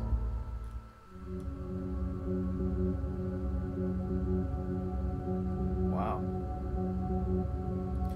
We follow Marcus into what can only be described as a control room of sorts. There were countless computer screens, some of which are obviously coming back from having been shut down. Yeah, whatever. Everything looks extremely complicated, from screens filled with codes and data to what is obviously a security system. It reminds me of miniaturized versions of operations of of the operations center in just about every space travel movie I've ever seen. Marcus is running from one screen to another, apparently looking for some permanent bit of information. Where's the first aid kit? I snap at him. Marcus stops in his tracks as if he has forgotten the whole reason of bringing us down here. Oh yeah, he says, rushing to the left side of the room. There he hunkers down by an opened panel in the wall. Excuse me, sorry. What I assume is the emergency vault from where he got the rifle. Look at the computer monitors. Peer into the open vault. Yeah, I'll peer into the vault. See if there's anything else we could use in there. I peer over Marcus's shoulder. Into the vault he's opened. It's much larger than it looks from the outside. It's partially filled with filed folders marked classified. A few rounds of ammo for the rifle, a peculiar plastic kit filled with syringes, and a locked black box. How can you tell it's locked, huh? As Marcus digs around, one of the folders slips open. For a split second, it's open. I see a scanned document. And a color photo. The photo shows a male corpse with its guts on the outside of its body, as if it has been turned inside out. Ouch and gross. There's also a massive swelling on his head, almost like his skull is about to explode. Marcus slaps the folder closed, and then I turn my attention to one of the syringes. It's filled with a violet-colored fluid that, while rather pretty in color, looks deadly. Marcus finally pulls out the first aid kit and turns around. When I look back to motion Dennis over, he's paler than ever. Come on, I tell him. What's that? Come on, I tell him. But he's not moving from the place on the floor where he sits against the wall. I slid the first aid kit over to him and go scrambling to his side. Between this struggle for the rifle upstairs and arriving in this room, he's faded fast. A struggle to the left to lift his shirt up and then over his shoulders. As the dried blood holds it in place, the mere act causes him to grimace. This might hurt a little, I tell Dennis. He only nods. He doesn't seem to care. Okay, wait. Is there a way I can make this move slower? Yeah, it's still on there. Yeah. Can't make it slower. Fuck. Whatever.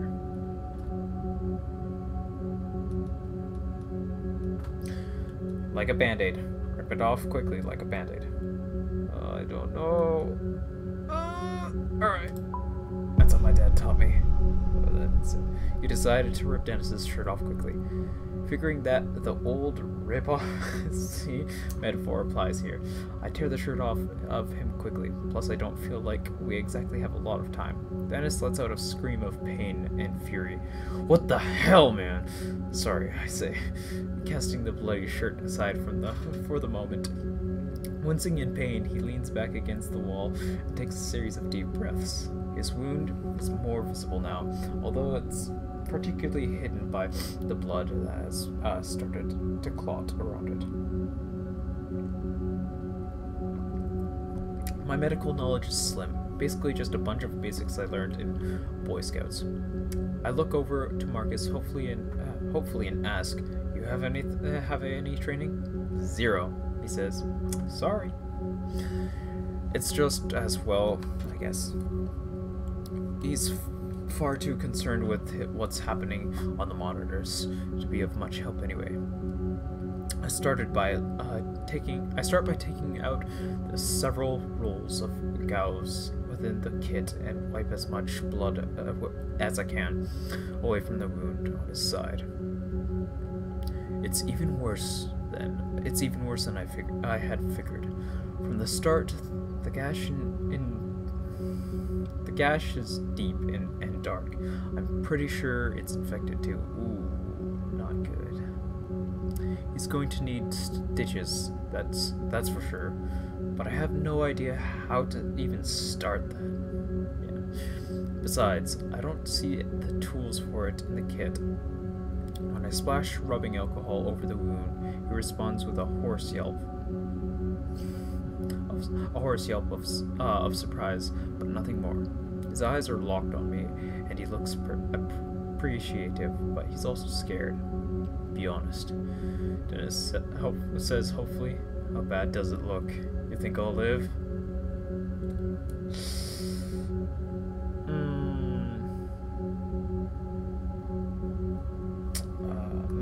Not good. Not good. Should I tell him? I'm just checking if anybody else is watching. Nope. Nobody's watching. That's not surprising. Yeah. Anyways, okay.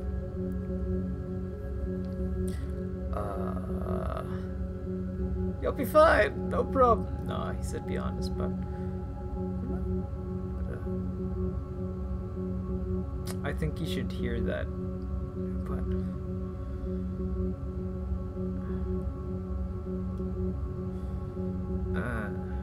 okay, I'll go with it. Looks really bad, Dennis.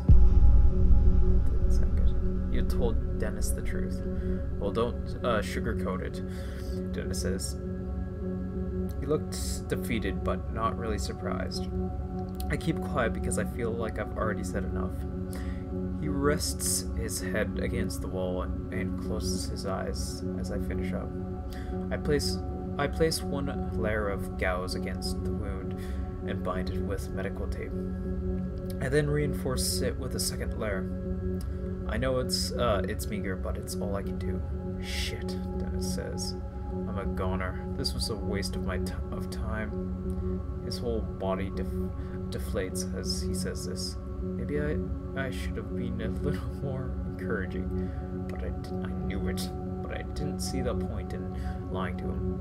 I look back at to Marcus and see, and he is looking back at us deep in thought. My eye is starting to really swell up from where he kicked me earlier. Maybe I should have let him off so easily. Are these first aid kits all you have in this facility? I ask him. If there's something better, I don't know about it, he says. I noticed then that his defensive posture is no longer there. Something is different now. Just a slight change in demeanor. To his demeanor. He's seen something on those monitors that has him frightened more than he already was. Already was before. What is it? I ask. What's wrong? His eyes travel to the room, and it's obvious that he's trying to decide whether not to tell me the truth.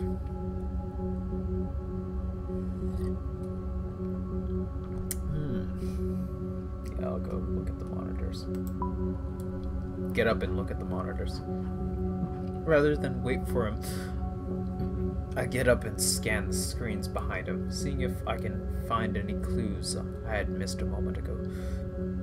After a few moments, I see a few things that even I can comprehend, hidden in complex information on these screens. On one, I see what looks like a power meter that is slowly climbing upwards. A single message is flashing beneath it. It reads, "Unexpected power failure, foreign entity." Another message trickling along the bottom of the black screen says, "Safety locks on, level 3 containment, doors engaged, override." I see still scenes on a few other screens that I assume are security cameras showing hallways and passages from elsewhere in the facility. One of them shows the first level hallway where we were on. I'll just restart the line. One of them shows the first level hallway where we were on just a few minutes ago. Another shows a hallway I don't recognize. The floor is covered in blood. Straight out of a horror movie. From just off the screen, I see what I think might be a human body, but it's bent in an impossible way. Interesting. It looks like the body's legs and torso have somehow been merged or melted into the floor. Fun! What's wrong with the systems? What happened to that person there? Yeah. No. I'll probably... what was my name again? I can't remember my name. Well, whatever the guy's name, has been so long. Whatever the guy's name I'm playing as, you'll probably understand or have a better likelihood of understanding what's wrong than what happened to the person. So, what about that one? This place has backups for its backups, like it says. It's not ever supposed to suffer a full electrical shutdown. And what does foreign entity mean? I ask, hoping he has a sane answer. I have no idea. That keeps coming off and on. Whatever it is, it keeps entering and exiting to set off the sensors. What the hell? I ask. There's something still happening. We're still in danger. He turns away, clearly fearing he has already said too much. And as bad as that is, there's a scene on another monitor that makes my blood go cold and my fears spike to levels somewhere near terror. The scene is very familiar. It's the logging site. The equipment is unmistakably mine. I can even see my truck. Something like fury starts to rise up in my guts, momentarily pushing aside the fear. For a moment, I consider just tearing into him. A few punches, shove against the wall, nothing more. I want answers, and I want them now. but I'm not sure which would provide more answers, asking him calmly or kicking his ass.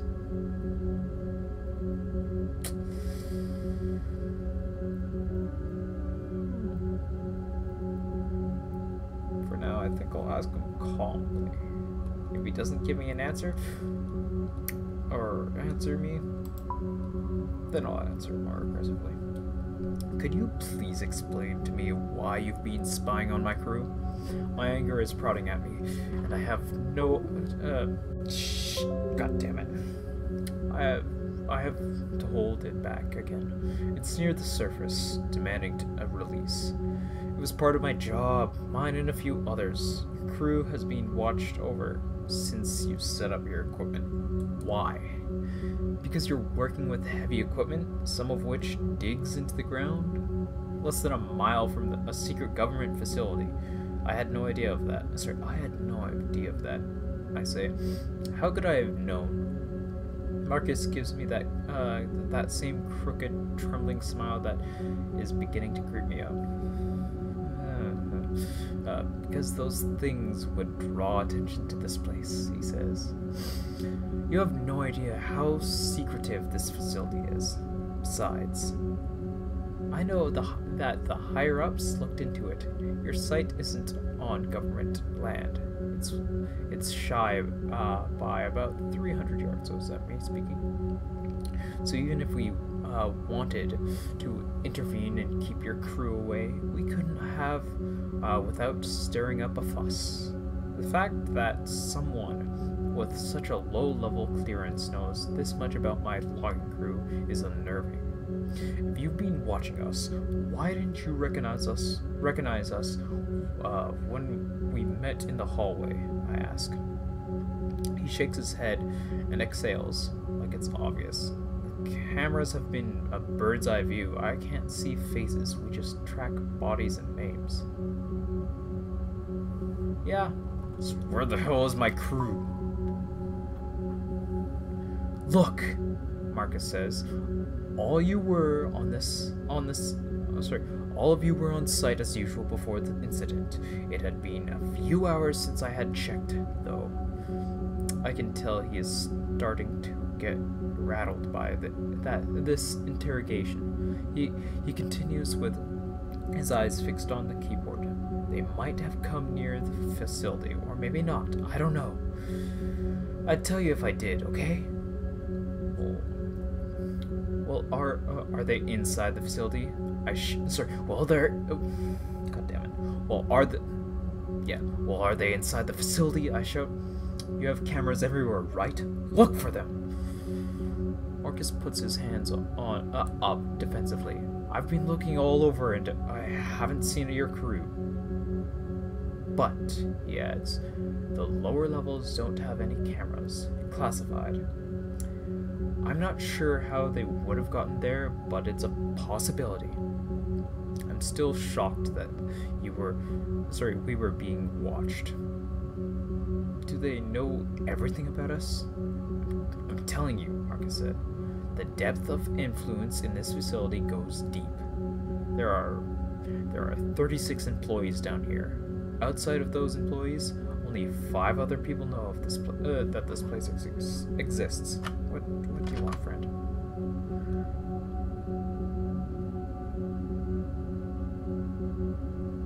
Later.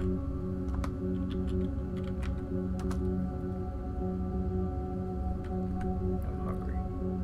After this chapter, I'm probably gonna stop the stream, get some food, see whatever Fran sent me.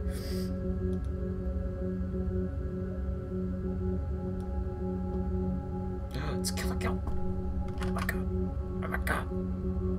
Oh my god, video game. Yes, I've seen this. Oh, that's a change. Yes. Sorry, guys.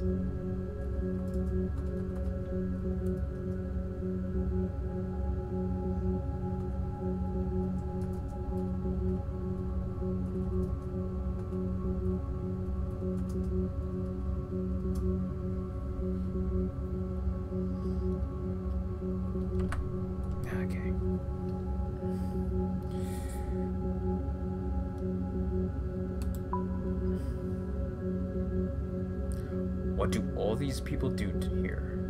I ask, keeping my voice level. He doesn't even pause to consider if he should go any further. He actually laughs when he gives me the answer. I honestly don't know everything. Probably very little, but what I do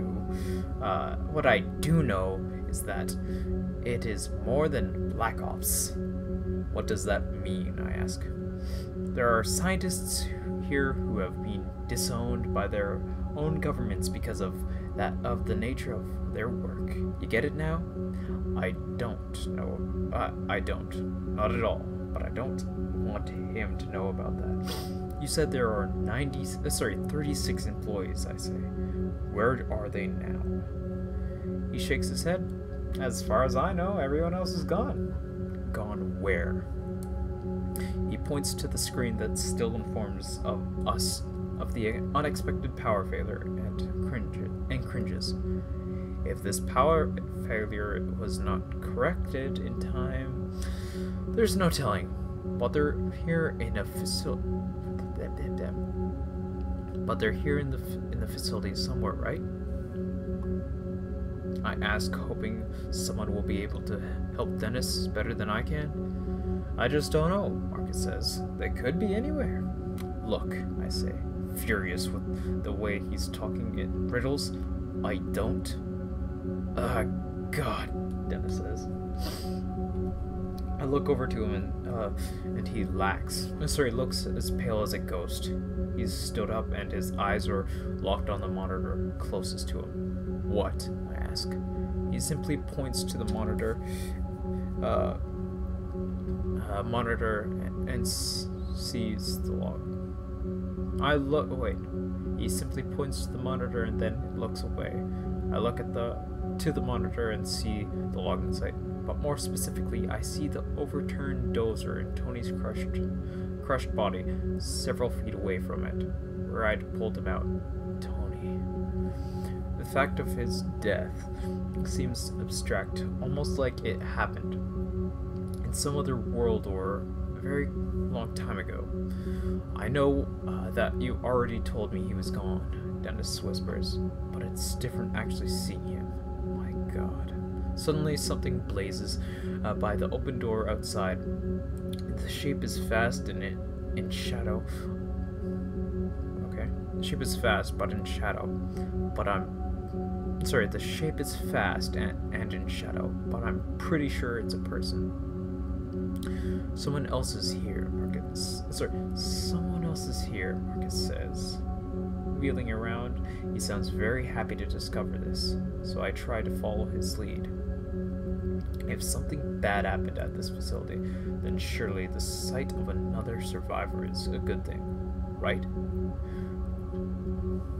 Who knows, maybe. Maybe not. They could be a crazy fucker who tries to kill us. Like Marcus almost did. Marcus is kind of crazy. Seems like it. We should check it out, he says. I realize this isn't the best moment to leave Dennis after revisiting Tony's death and all over again. Someone just ran by the door, I tell him. Hopefully it's someone who can help us.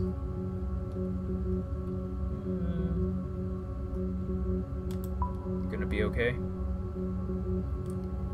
It's fine, go see who it is, he says, giving me the mock thumbs up. A mock thumbs up. I turn to Marcus and motion for us to head out to investigate. Let's be careful, Marcus says. Depending on who it is, they might not be as hesitant to shoot a stranger as I was.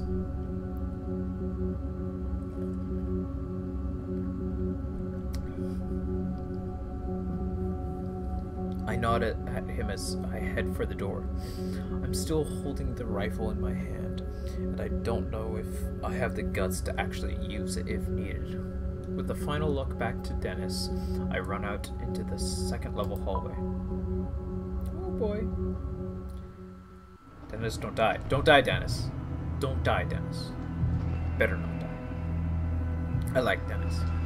Marcus follows. There is still fear in his eyes, but also the slightest glimmer of hope. That hope is contagious. We take off after the figure that just ran past the command center. Ahead of us, the facility presents yet another hallway. Long hallway. Right away, I noticed that this level of the facility seems darker, even though the lights are all on. The hallway is adorned with numbered yellow doorways and large white panels along the walls. It's clean and well maintained, but there's something ominous about it. Up ahead, I see the fleeting motion of something dark cutting quickly to the left, down a corridor. There, I say quietly, pointing up ahead. Marcus gives a nod, and we continue chasing after the person we saw blaze by the command center just moments ago. It then occurs to me that this person could be like Marcus was at first, armed and scared.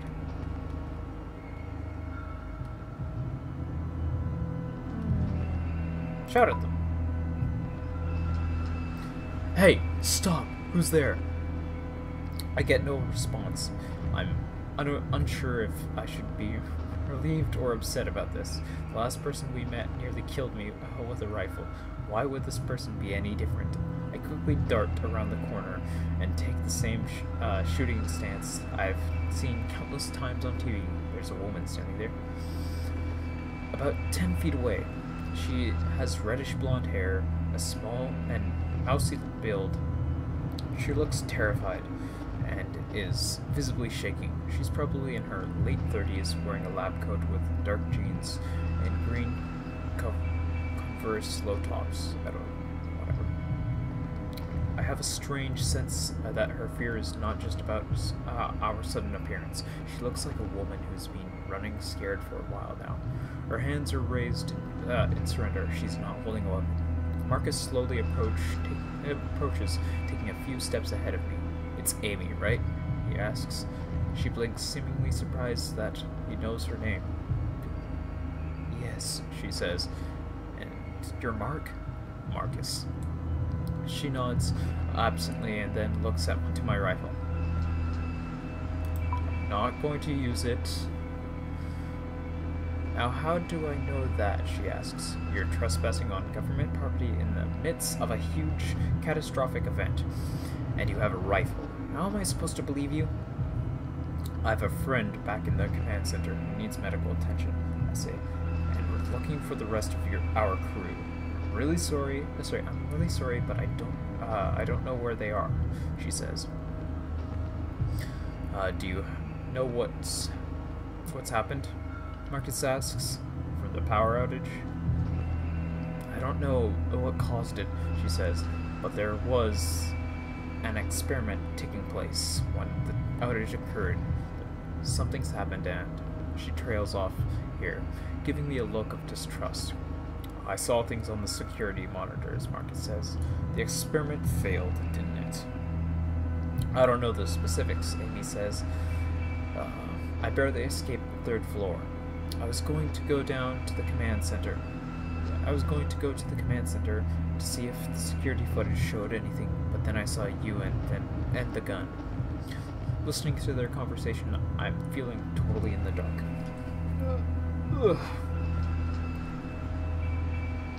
What has you so scared? Yeah, I think I should know that. Amy looks to me, her eyes wide and terrified. Who are you anyway? She asks. I quickly give her my story. A logger stranded in the woods following a peculiar explosion at the logging site. We should have just ignored it. As I tell her, recognition blooms in her eyes. You're one of the loggers? Yes. She then looks to Marcus and says, I thought they were being watched. They were, Marcus says. This was a freak accident, and there's no proof that they were responsible. I feel myself wanting to submit to all the questions that they are piling up on my head, but Dennis is waiting for me. Yeah. It's about medical help for Dennis. I decide that despite my curiosity, I need to get Dennis help soon as humanly possible. Look, Is there any medical help to be had or not? Here or not, I ask.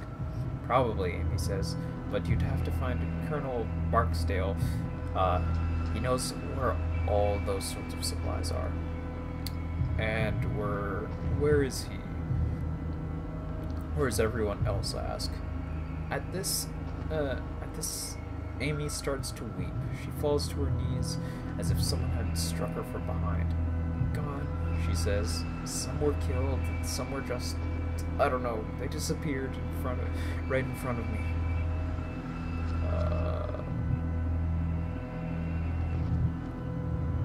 What the hell is going on here? Something's here with us, Amy says.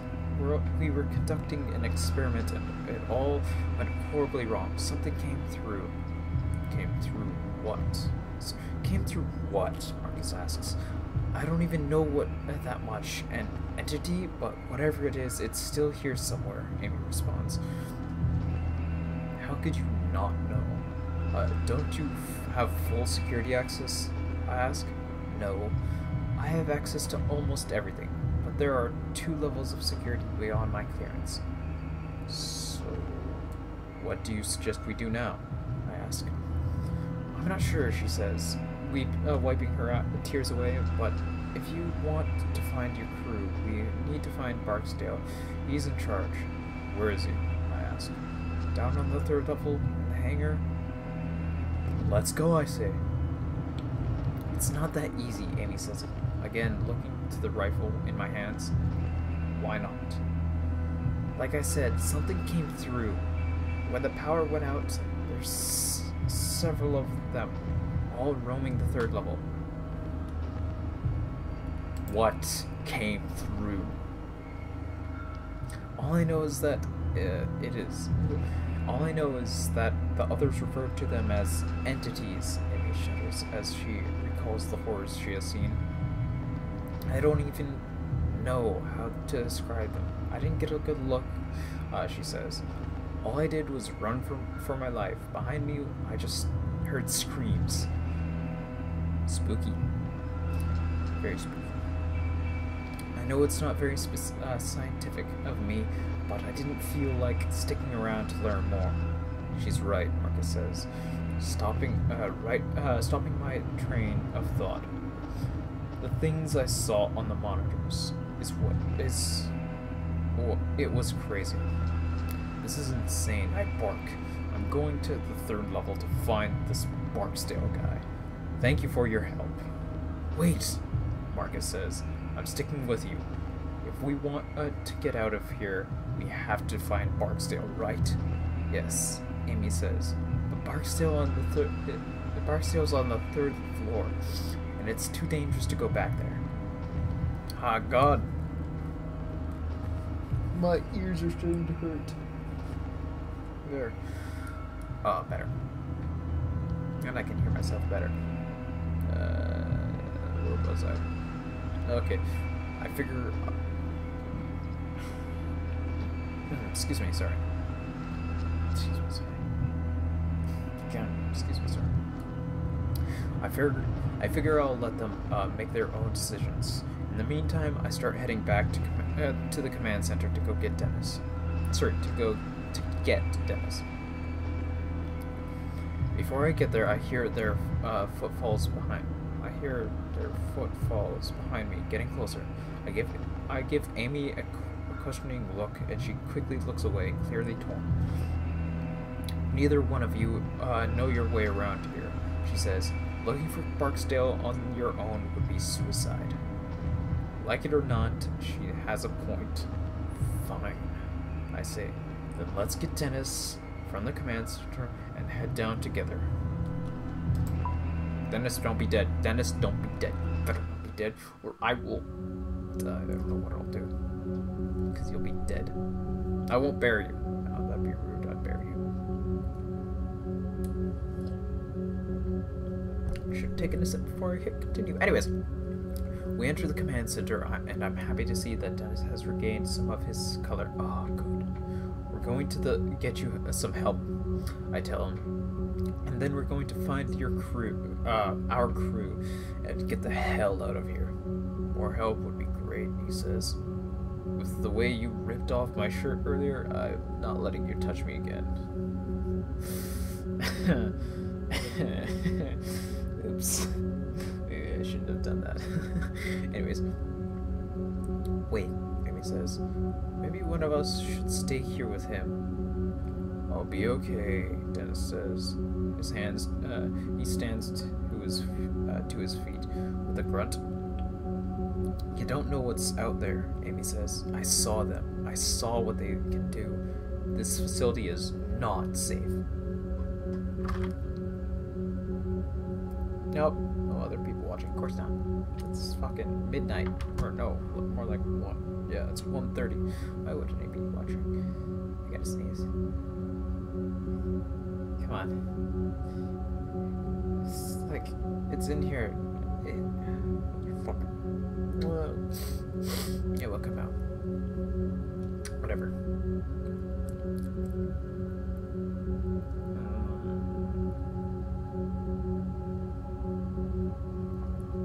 I know, I'm almost out of tea. My tea is cold.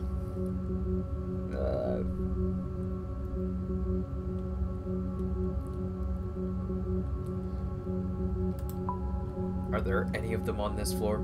I'm not sure, she says, but they are down on the 3rd floor, so we'll need to be careful.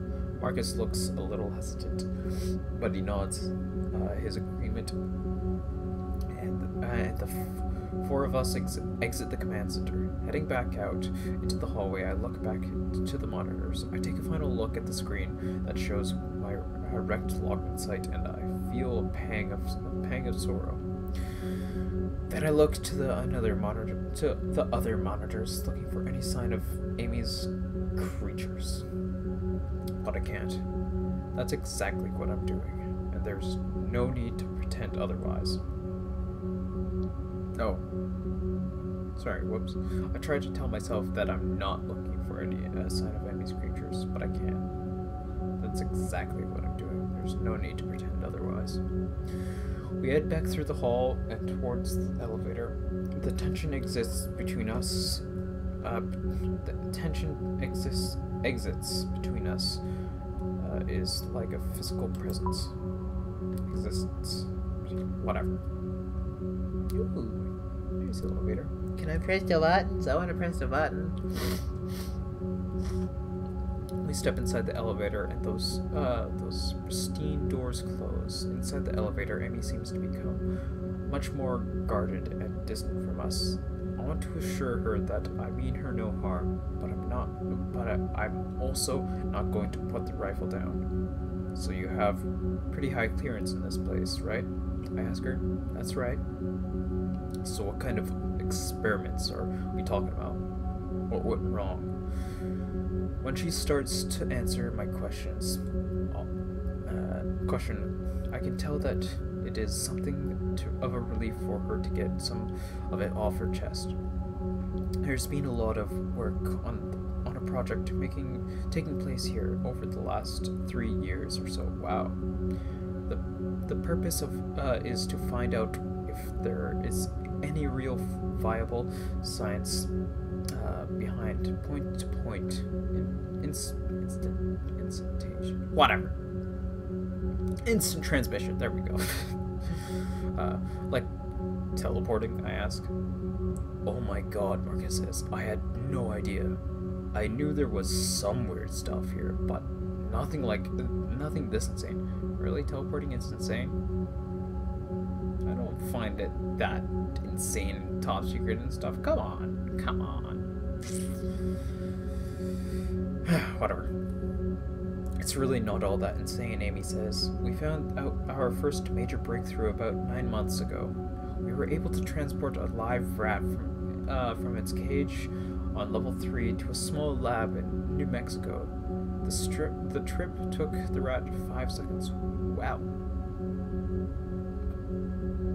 Where are we? In America? Probably America. I'm in Canada. Canada is great. I love Canada. Us Canadians, eh? In our Canadian stereotypes. We literally drink maple syrup. Yeah, it runs in our blood, eh? Oh yeah, eh? I put it in everything, including my tea, my spaghetti. See if you get that reference. I put it in everything. My gum. Yeah, it's great. We love our maple syrup. We love a lot of our stuff. I got my pet polar bear out back. Yeah, in my igloo, our igloo. Yeah. Fuck's sakes. I should shut up. Shut up. Yeah, I should just shut up.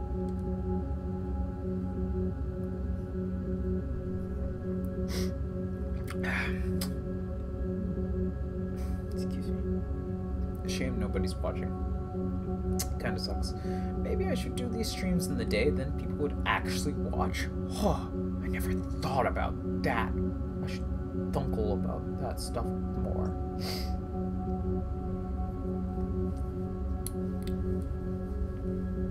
Hopefully none of you have been staring at that.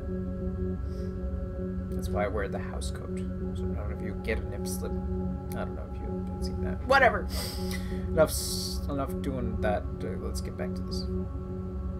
This is kind of calming. I feel pretty calm with this.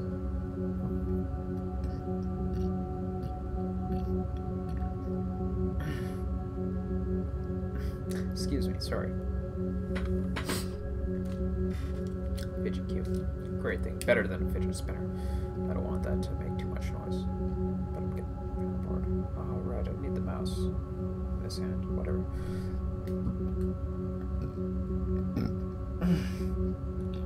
Excuse me, quit burping me. Jesus. Okay, where was I? Okay. Are you kidding me? Dennis says. I can tell that he wants to sound as if he is mocking the idea.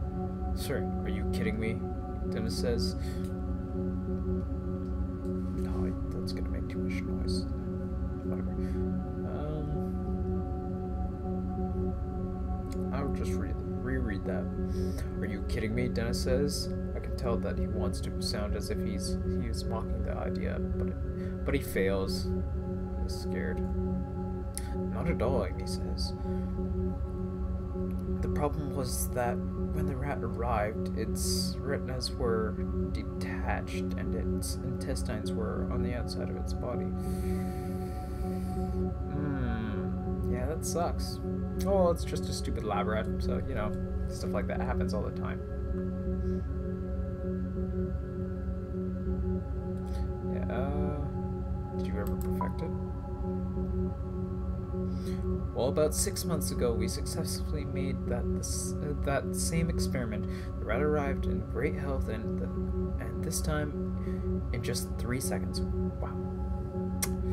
Still, one of the things that we needed to tweak in order to make the process completely safe was how to figure out how to keep the subject on a straight course.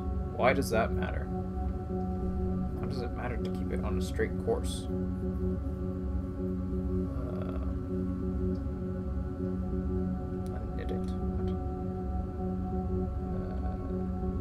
Oh, sorry, I haven't read the other part. Whoops. When the matter of being transported, not only are its atoms being unknit and then put back together upon arrival. Yes, deconstructed, and translated through space. It's the only way we know how to do it right now. But the issue, as I said, comes to keeping the deconstruction subject on a straight course to its destination. When the process occurs, we are deforming space-time. We are creating a shortcut through space, and has risks. Wow. Why exactly? Dennis asks. Because there are many more dimensions in space than the 3 we exist on. She explains. There's some evidence that there are as many as 10. I think there's unlimited. So when you send the rat to New Mexico, when you send the rat to New Mexico, it's traveling through another dimension to get there? I ask. Basically, and because of that, we're trying to get a better understanding of what those other dimensions are capable of. Things that a great deal of population would be scared of if they knew what we were doing. Hence all the privacy, then today the power went out as we were right in the middle of an experiment. Something happened. What? I don't know. She's speaking with the authority of someone who knows what she's talking about. Well, of course she knows what she's talking about.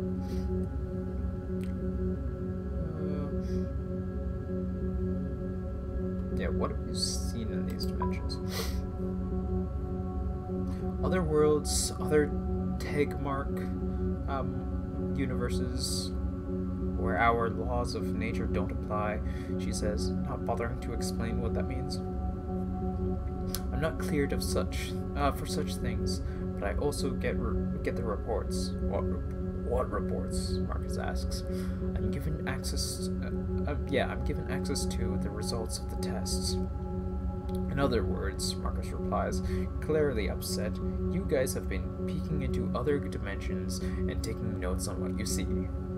I can't believe I've wasted my life for this, he murmurs. I can't believe I've wasted my life for this, he murmurs to himself. He looks like he's starting to freak out.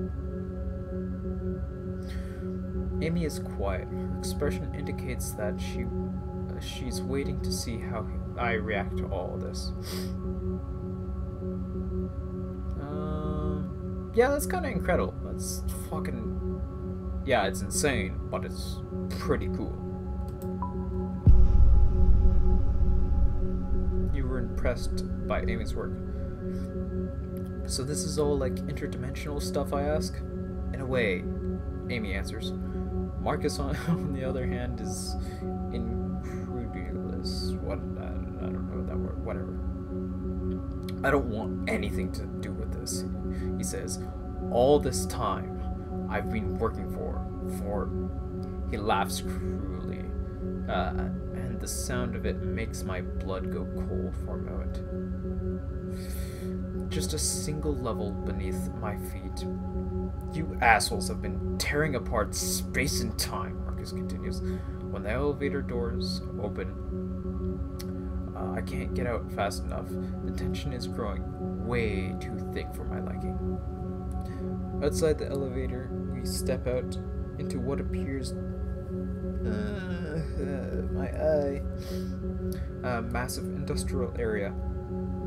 The carnage waiting for us is unlike anything I've seen in the upper levels. What do we see? Oh. Oh. This picture doesn't show any bodies. That's kind of underwhelming. The area looks industrial. Like everything was built for utility only. But more noticeable than that is all the blood. My God, I have never seen so much blood. Those creatures must have had a field day. Holy shit, Marcus says, looking like a man that just awoke from a very bad dream. This is kind of a very bad dream. There were more personnel in this area when the experiment went haywire, Amy says, as if the explanation makes it all better. The research you all do down here had better be worth it, I say. We have to get moving, or we're going to lose our nerve. Yeah. Amy, let's focus. Barksdale is English me. Amy, let's focus. Barksdale's in the hangar, I ask. I ask. If he's still alive, yes, that's where he'll be. Then let's hurry, I say. As far as I can tell, Dennis is looking much better. But what I'm beginning to grow tired of... Wait.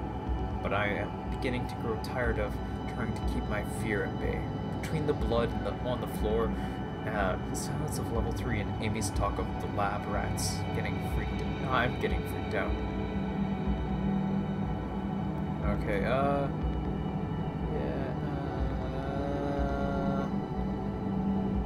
Amy knows this place better. But it would be more manly of me to go in front. The four of us start walking ahead. Amy takes taking the lead. We stop walking when we come to the remains of what looks to be 3 different people. It's hard to tell how many bodies there were because they have been torn to shreds and are distorted. Fun. 2 of the bodies look as if they have been fused together. Another man looks pretty much a centaur from Fallout or the Forest, I'm gonna guess. Just more bloody and dead. The other man looks to have had his leg welded through the floor. Ouch. I can see the man's face. He died in an abject state of horror, his mouth pried open in an eternal scream. Yeah, no. As curious as I am, personally, I think I'm gonna keep moving. It's simply too much. Worse than that. What's great?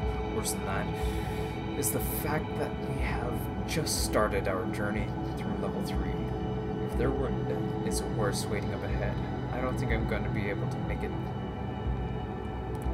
Dennis steps up beside me, and when he speaks, his voice is soft and flat.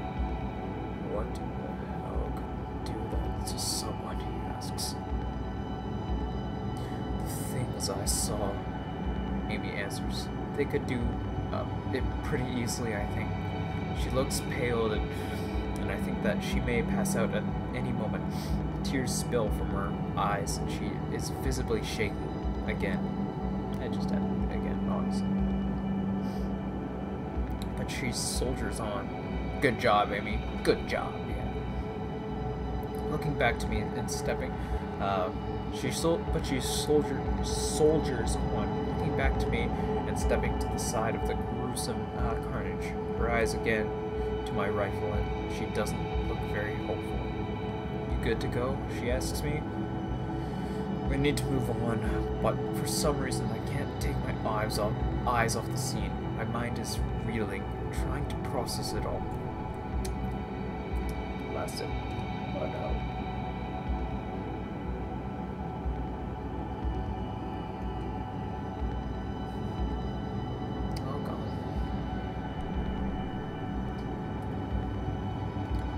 Yeah, let's go.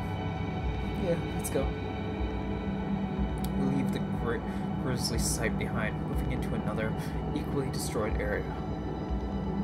From what I can tell, the next room was once an open area for experimentations. The place hasn't just been destroyed; it has been physically altered in a way that makes no sense. The girders look to have been warped. Their very materials distorted and twisted. To my right, a machine has been catapulted and looks to have somehow merged with the wall rather than the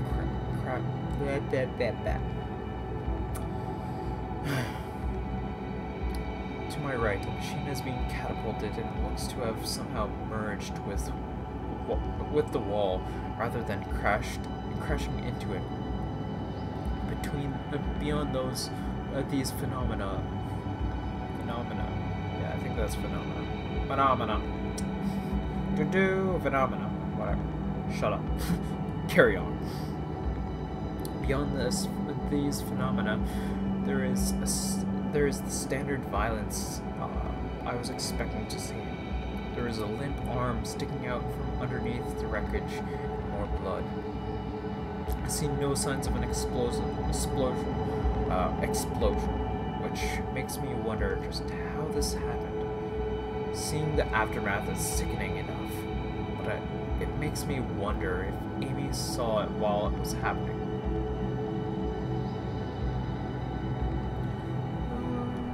Yeah, let's get her mind off the dead people. Did you see what happened to those girders? I only caught a glimpse of it, she says. It was like trying to focus on your eye on something that was too close. They just started twisting. They're not creaking or breaking. It's like these creatures are able to deform matter. She pauses here. That's when I hear something echo through the facility. Uh-oh. It comes from behind us, and seemingly... Fuck! Oh, I didn't mean to do that. No, I meant to pause it, but I guess I have to...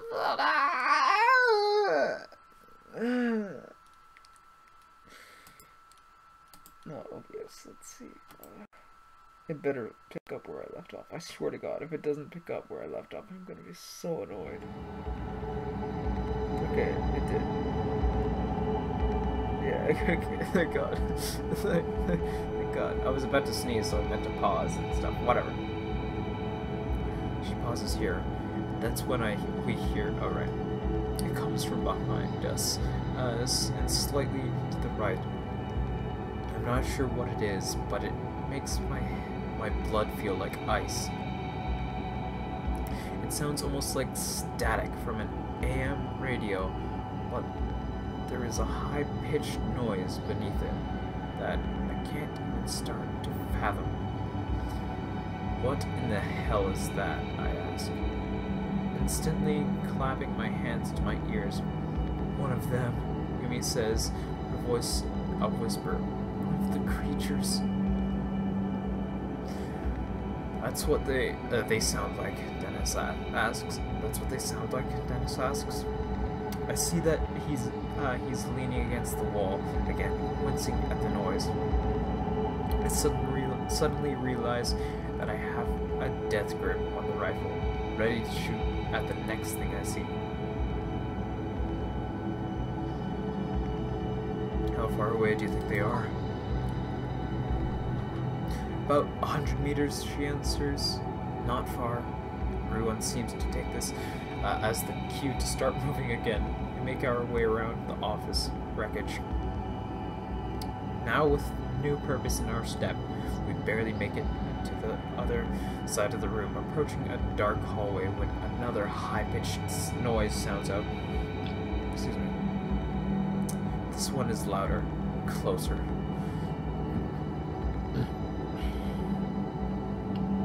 Excuse me, sorry. We all share a terrified look, and I can tell that Amy is on the verge of losing it. I grip the rifle tightly as we head towards the hallway in front of us. Can you kill these things? I don't know, Amy says. Dennis speaks up, his voice like ice that lets haul ass, huh?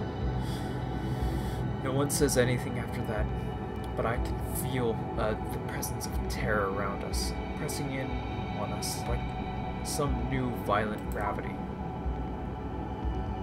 Hurry up and end, so I can get food. I'm hungry. And more tea. I like tea. Ooh, nice.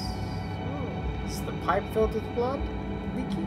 I don't know. Anyways, the small utility hallway is well lit. It looks as if it was designed to only be used by select maintenance workers. What's going on in this area, I ask. I'm looking at Marcus as I ask the question, but he only shrugs in response. She might know, he replies, pointing to Amy. I've never been down here before. It's like a utility... Sorry, it's just a utility hallway, Amy says. But at the end, there is a maintenance room. There should be a gun or two in there. It's also the most direct path to the hangar entrance. As we walk quickly and quietly down the hall, I take a glimpse ahead and feel the hair on the back of my neck stand on end. The lights become more sparsely spaced, and it's impossible to see just how far the hall extends into the darkness. This hallway has the occasional trace of bloodshed, but nothing like the main area. The main area we've come from. We continue further down the hall, and just as I begin to see what looks like a large metal door further ahead, I hear yet another shrill sound. This one sounds farther away, but no less demonic. How many of these things did you see? Dennis asks Amy. 3, but that's just what I saw. There could be more. What did they look like? Dennis asks. Yeah, let's know what we're dealing with. I don't even know how to explain them, she says. Monsters. That's the only word I can think of. My mind seemed to struggle, just trying to understand what I was seeing. They're big, and they seem to jerk around every few feet or so. They look like they're made of light.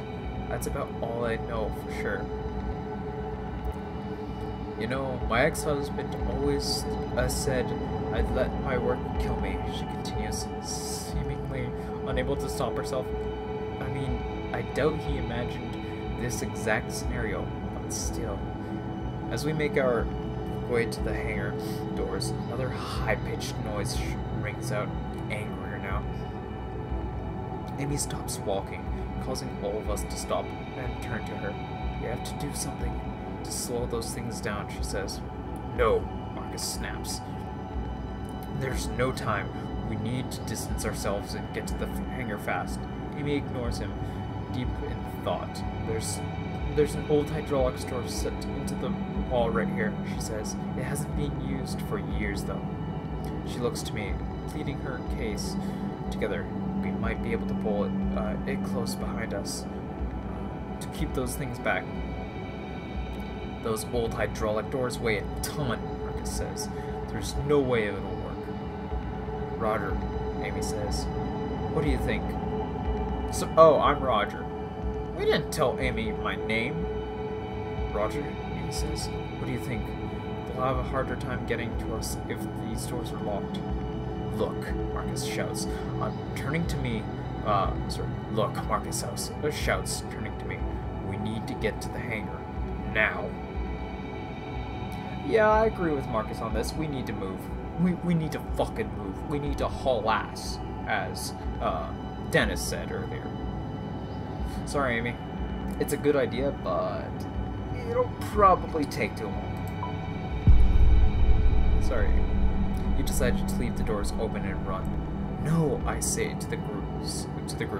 With all the carnage back there, I doubt we could stop them. Yeah, they could warp it open again. That's what I'm saying, Marcus agrees. Let's haul ass. I just said that. Amy tries to speak up, but the rest of us are already running down the hallway. Sorry, Amy. I want to like you, but yeah. I speed towards the hangar doors, not even looking back to see how far Amy has fallen behind us. Oh no. Don't tell me we lost Amy. I like her. I like Amy. Panic and hope are fighting with me, and I can't stop myself from sprinting. The fact that yet another shrill noise sounds elsewhere in the facility is not calming. And then there are 2 of them. It's almost like they are calling out to one another. The doors to the hangar sit up ahead like the entrance to some enormous labyrinth. I really hope Amy doesn't die. I like Amy. I hope she didn't fall behind. When we reach the hangar doors, I get a true sense of how imaginable they are. Impenetrable. yeah, impenetrable they are. A computer terminal is mounted on the wall nearby and has a blinking red light. Any idea what this is for? What this means, I ask. It's an automatic lock, a failsafe from the lockdown, says Amy. Oh, good, she's still here, thank God. I've never been down here before, Marcus says. If I had known this door was here, I would have opened it earlier. How? Amy asks, the fear in her voice. It's more present than ever. From the command center, he says. You need to override from there first. Then use this terminal to open the hangar doors. Fuck. Command center on the second floor, I ask? Yeah. Amy shakes her head and lets out a nervous laugh.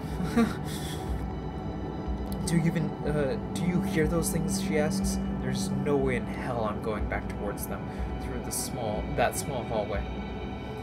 If we want to get into the hangar, we have to get back to the command center, Marcus says. Isn't there another way? Turning to Marcus, Amy replies, Well, there is another elevator, but we'll need to go through biochem storage. I need to stay with Dennis so he can rest. I say, you two go. You know your way around to this place, and you know the controls, Marcus. Fine, Marcus says, but we'll need to be armed.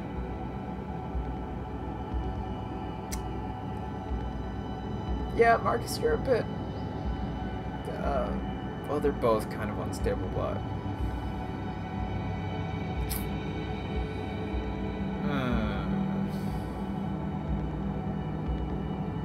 I think I trust Amy more than Marcus.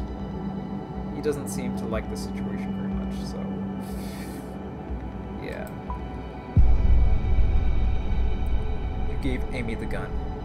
I hand Amy the rifle, and she turns to go. Marcus gives me a concerned look, but follows along behind her. Once Amy and Marcus make a good distance down the hallway, Dennis lets out a nervous laugh. And then there were two, he says. God damn it, Dennis. Dennis looks much better, but he still needs to use the wall to stay standing. Didn't Amy say that there were guns and emergency kits in the maintenance room near the hangar doors, I ask? Yeah, I think so, Dennis says, looking exhausted. I look ahead and see a door to the right that reads maintenance. Might as well give it a try. I go to the door and try to open it and find that it's locked. Of course it's fucking locked. I'm a big tough guy. Kick it down. That's nice. No, kick it down. I give it a frustrated kick and it doesn't budge. Yeah. I'm doing this because it will close the game and I don't want to do that. Oh. Yeah, what was I about to say? Oh yeah, we'll kick it, the reasoning to why I kicked it down is because we got pent-up, frustrated anger, so yeah. Almost hit escape. About to try again, but that's when I hear a gunshot from down the hallway. My first thought is that Amy and Marcus came upon one of those things, one of those monsters, but I don't hear any of that strange static sound. I come to associate that with them.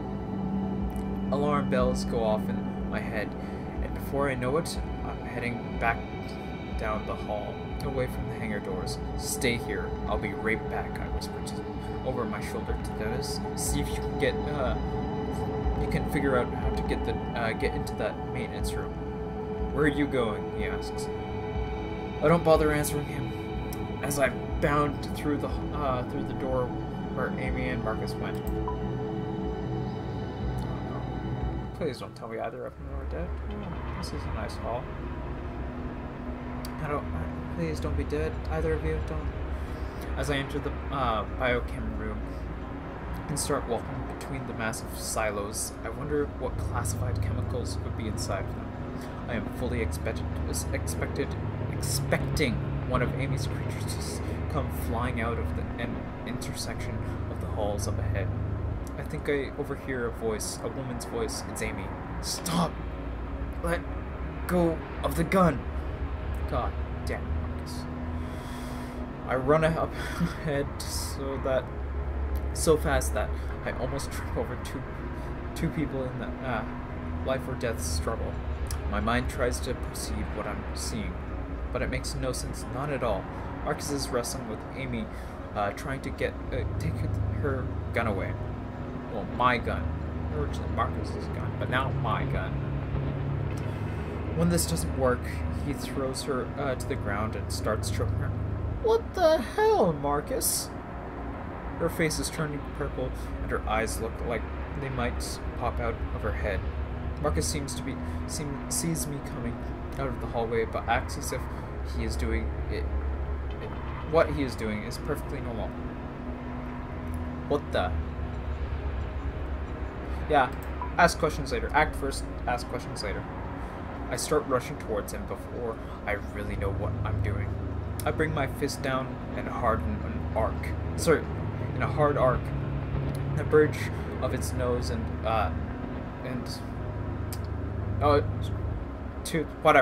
bridge of his nose rewarded with a sick crackling sound.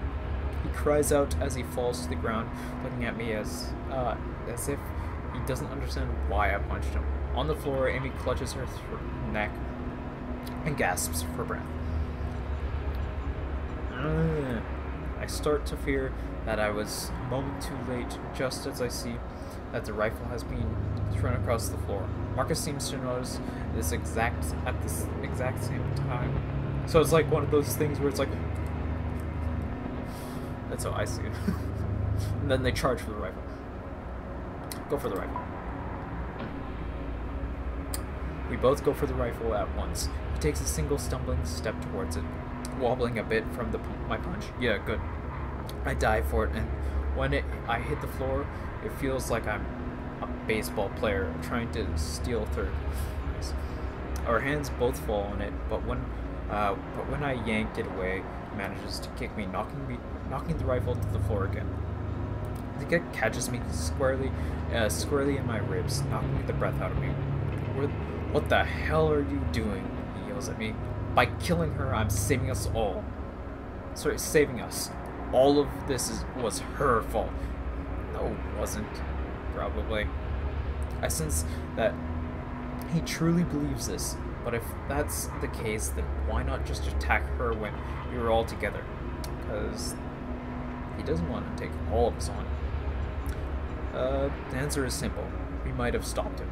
Yeah, he wanted to kill her in private, quietly. Should have just broken her neck. Should have just walked behind her and just snapped. Sorry. And then what would have happened? Would he have done the same to Dennis and me? Maybe. No, he said he wants he wants to get out alive with us, whatever. I'd been so relieved to see another human being that I underestimated just how unhinged he was. Yeah. Marcus and I both dive for the rifle, still laying on the floor, and start wrestling for possession. But I'm not confident. Excuse me. I'm not confident I'll come away with it. As we struggle, he starts inching the muzzle of the gun towards my face. A position I do not want to be in. I start pushing back hard. But if this thing accidentally fires, I'm not sure where I'd prefer the bullet to go, especially in this room full of chemical tanks.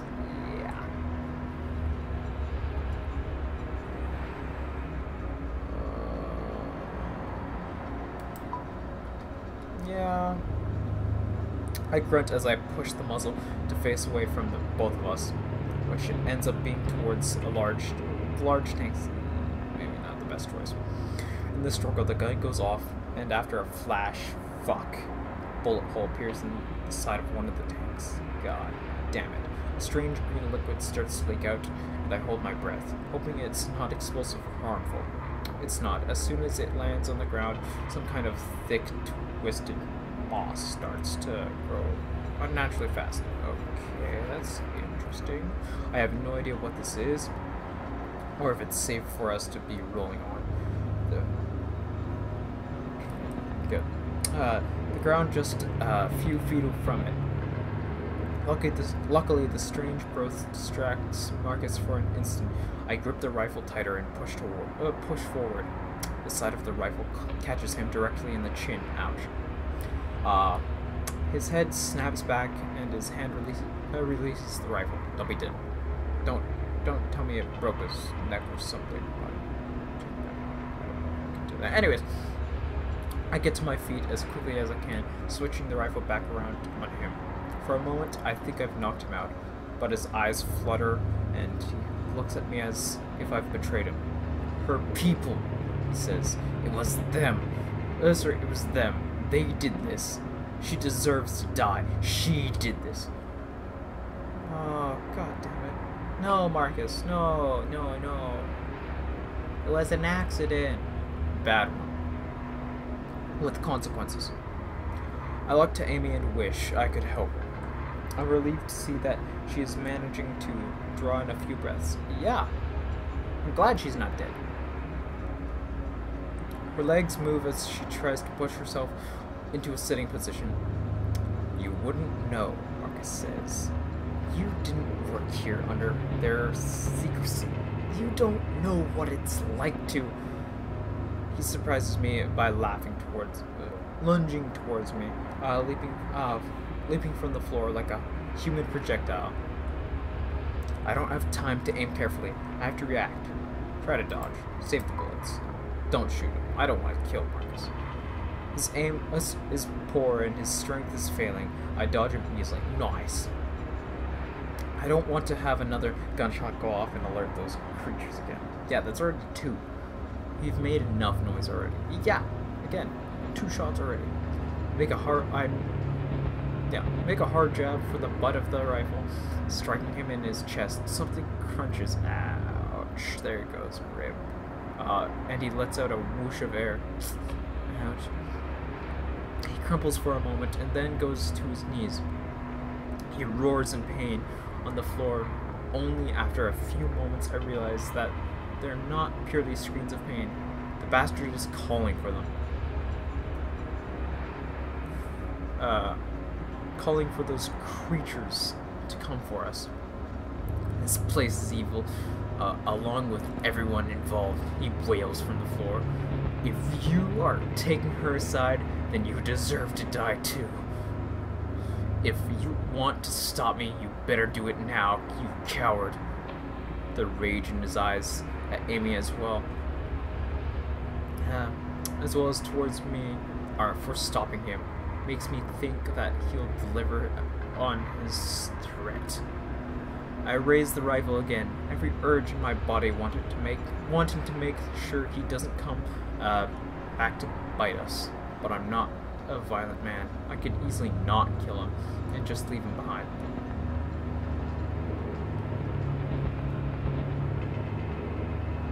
You know what? Marcus kind of helped us out and stuff. He's just kind of broken in here. So, and now up here somewhere. So I think I'll put him out of his misery. I won't let him get, he was helpful. Sure, he tried to kill us twice. I won't let Marcus die from the monsters, because that's probably what's gonna happen. So, sorry Marcus. Not sorry. You decide to kill Marcus. I aim for his head and start squeezing the trigger, but I can't complete the motion while I'm looking at him. I close my eyes tight, coward, and squeeze the trigger. The muzzle bursts, and I hear Marcus crumple on the floor, onto the floor. It's not for another 10 seconds or so that I realize I've been standing still, frozen with my eyes closed and my teeth clenched. I try to avoid looking at Marcus's body, and instead lean down to Amy. You okay, I ask. She nods slowly. Have to go, she says, her voice raspy. They'll be here any minute. Too much noise. Yeah, because that's fucking 3 shots. I have to hold her arm so she can get to her feet. We start to forward and then I think of Dennis. We should go back to the hangar doors.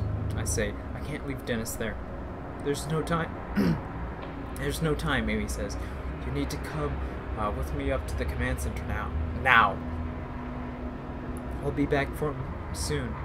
I stare at Marcus's dead body for a moment, trying to comprehend the fact. Oh yeah, he would have gone for Dennis too if we let him live.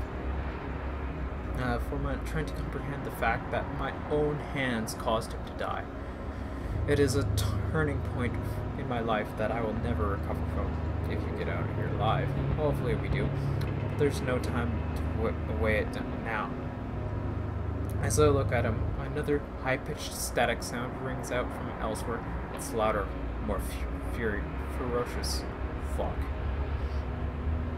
Amy takes off, presumably towards the only other elevator she had mentioned moments ago.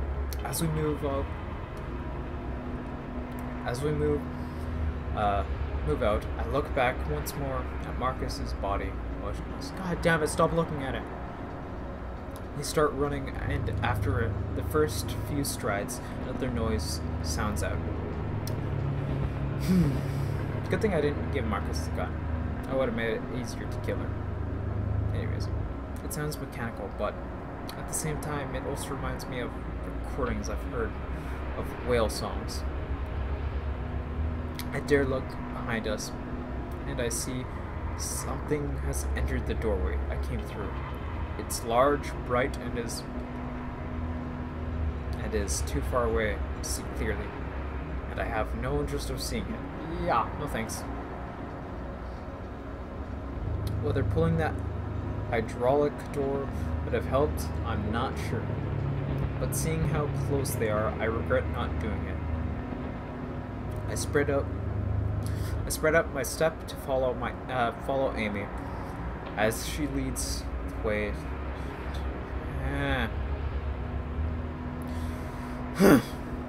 As she leads the way to the other elevator. She's panting furiously,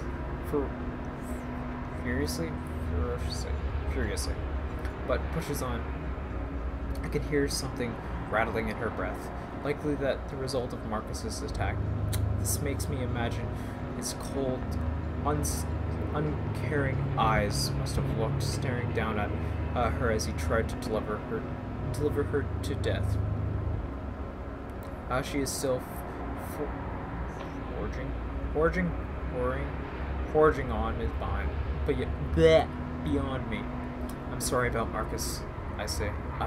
It's not your fault, she interrupts. At least you handed me the gun. I just hope, yeah. Handed her the gun, yeah, smartly. I just hope we can find a way to survive this mess. Yeah. Don't say it. How long have I been going for? A long time. We both keep our eyes fixed straight ahead. Better to stay focused. We finally come to the elevator at the end of a row of silos. Now I am more concerned with the monstrosity that is on our heels. Amy furiously slaps at the door to open the door. At the button to open the doors. They slide open slowly. It feels like it's taking forever. I hate that.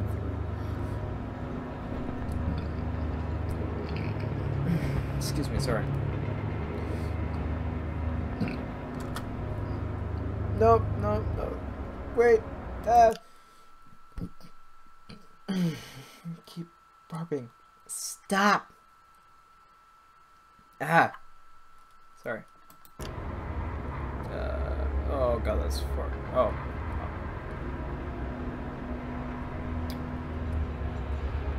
They slide open. It feels like it's taking forever. We squeeze in before the doors are open all the way. Amy actually falling to her knees and screaming.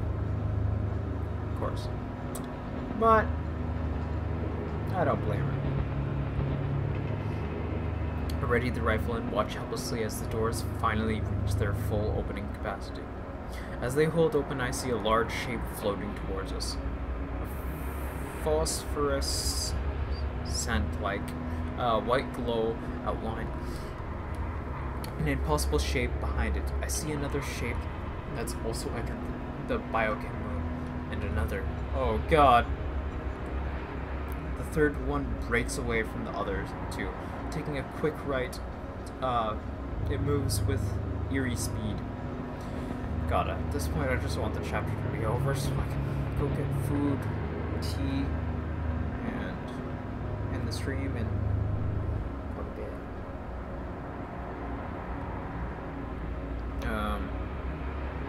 Yeah, they're heading in the direction of Marcus's body. Honestly, the thought of them festing on his corpse doesn't bother me in the slightest. Oh, what? So you were bothered to shoot him, but not merge his body with the floor or something? Whatever. Amy is pressing the button to close the elevator doors over and over, but they stay open for what seems like an eternity, not being repetitive and saying forever again. I curse whoever designed these damn doors. Yeah, fuck the guy who made these doors. Fuck him so hard.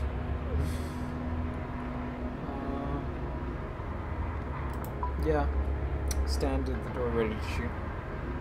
He can't go anywhere, I figure, so no use in hiding. I take a step and stand firm in the elevator doorway. I hold the rifle steady and ready to fire.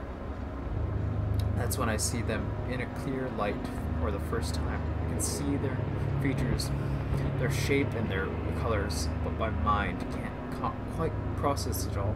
Nothing about them makes any sense. My eyes try to see a squid, but that's not what I picture. I've kind of pictured the dredge or something like that from kind of like a lightning like dredge kind of figure that's zapping everywhere and like kind of like whatever, kind of standing there, more humanoid than a squid like. And for those of you who don't know what I'm talking about by dredge, the dredge from what was it called? It's a really old movie. It's like called Titan EA or something like that. And it's about like Earth, the dredge destroyed Earth, and now this one guy is going to trying to find his father because his father took off in a big, massive ship off world right before the planet was destroyed, as civilians were being evacuated and leaving in stuff by military and stuff like that. And then yeah, dredge are like lightning, kind of pure energy alien creature being things. That's how I pictured them as. You might know. Yeah, if this wasn't a stream and I knew how to edit and stuff, I'd just I'd put a photo of the dredge and then just have it sit there for like a second or two and then just spin off away. I need to learn how to edit. I want to learn how to edit, so I can make better videos and stuff. Anyways, back to the story thing. You probably get the point now. Where was I? Yes. Their appendages are neither legs nor tentacles, but nowhere in between. Sorry, somewhere in between. They don't walk on these appendages, but they seem to glide. They move like ghosts and seem to jerk every few feet or so. Like twitches? But I'm pretty sure that this jerking effect is not a result of their moving, but my mind's inability to understand how they're moving exactly. It's also more than their appearance that makes a mockery of reality. The light around them seems to bend inwards, as if the space within the room has to reshape itself for their existence. Damn, that's pretty cool. I can't comprehend them. That's probably the point too. The peculiar effect on the air makes their movements seem like something moving underwater, only faster. They screech in unison as they rush towards the elevator. They'll be inside here in another few seconds. I check the rifle and see that my ammo is diminishing. How many bullets do I have? I have to start saving my shots. I'm going to have to be choosy.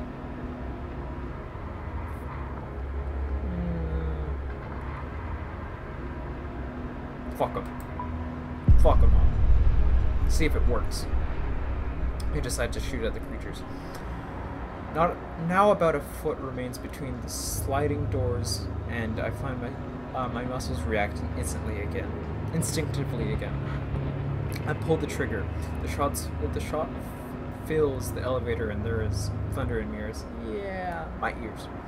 I hear the thing in its center, and the reaction is not what I expect. The monster pauses and spasms for about 2 seconds. Its body of light flickers for a moment, similar to the light bulb on the brink of burning out.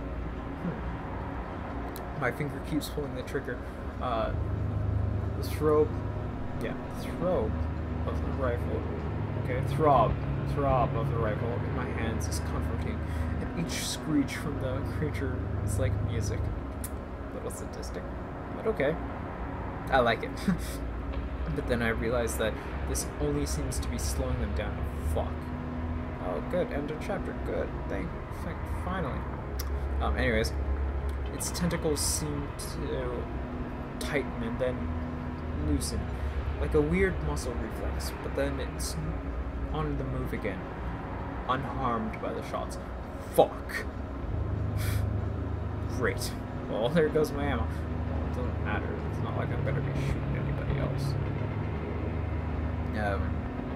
Finally, the elevator door closes. The creatures wash against it.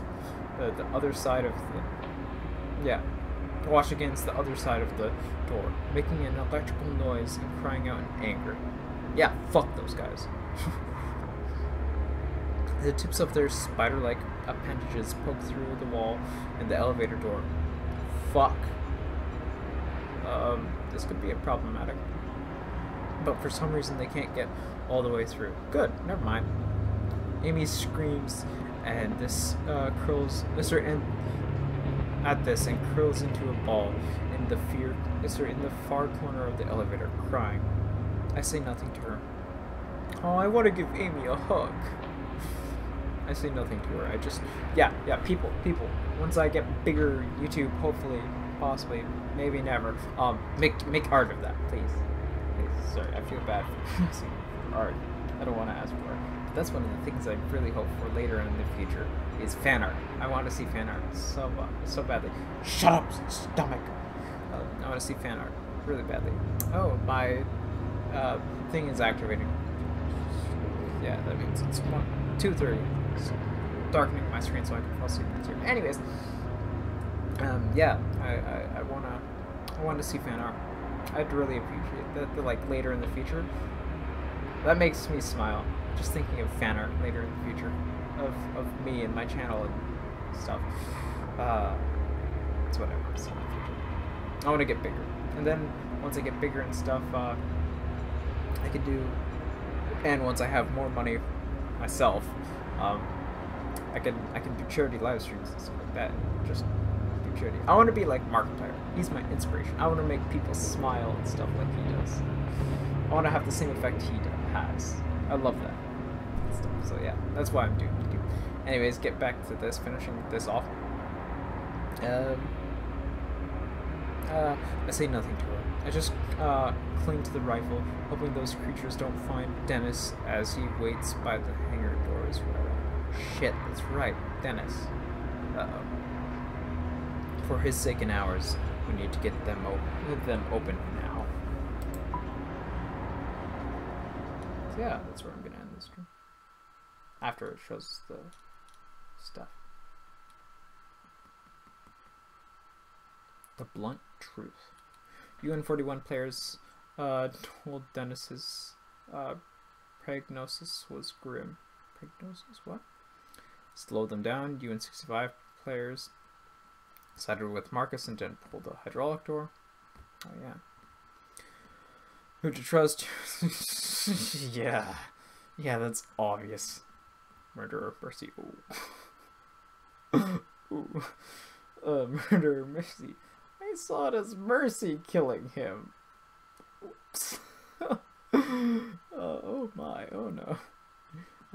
Anyways, an hour later, you and 32% of players used your ammo and took extra shots at the creatures. Anyways, close that. Yeah. Oh yeah, I'll check that link to that friend sent me too. Oh, I'm so hungry. Well, thank you all so much for watching, even though none of you have watched. But this is for the future when if people come back and watch this stream. Thank you all so much for watching, and I shall see you all in the next stream/story.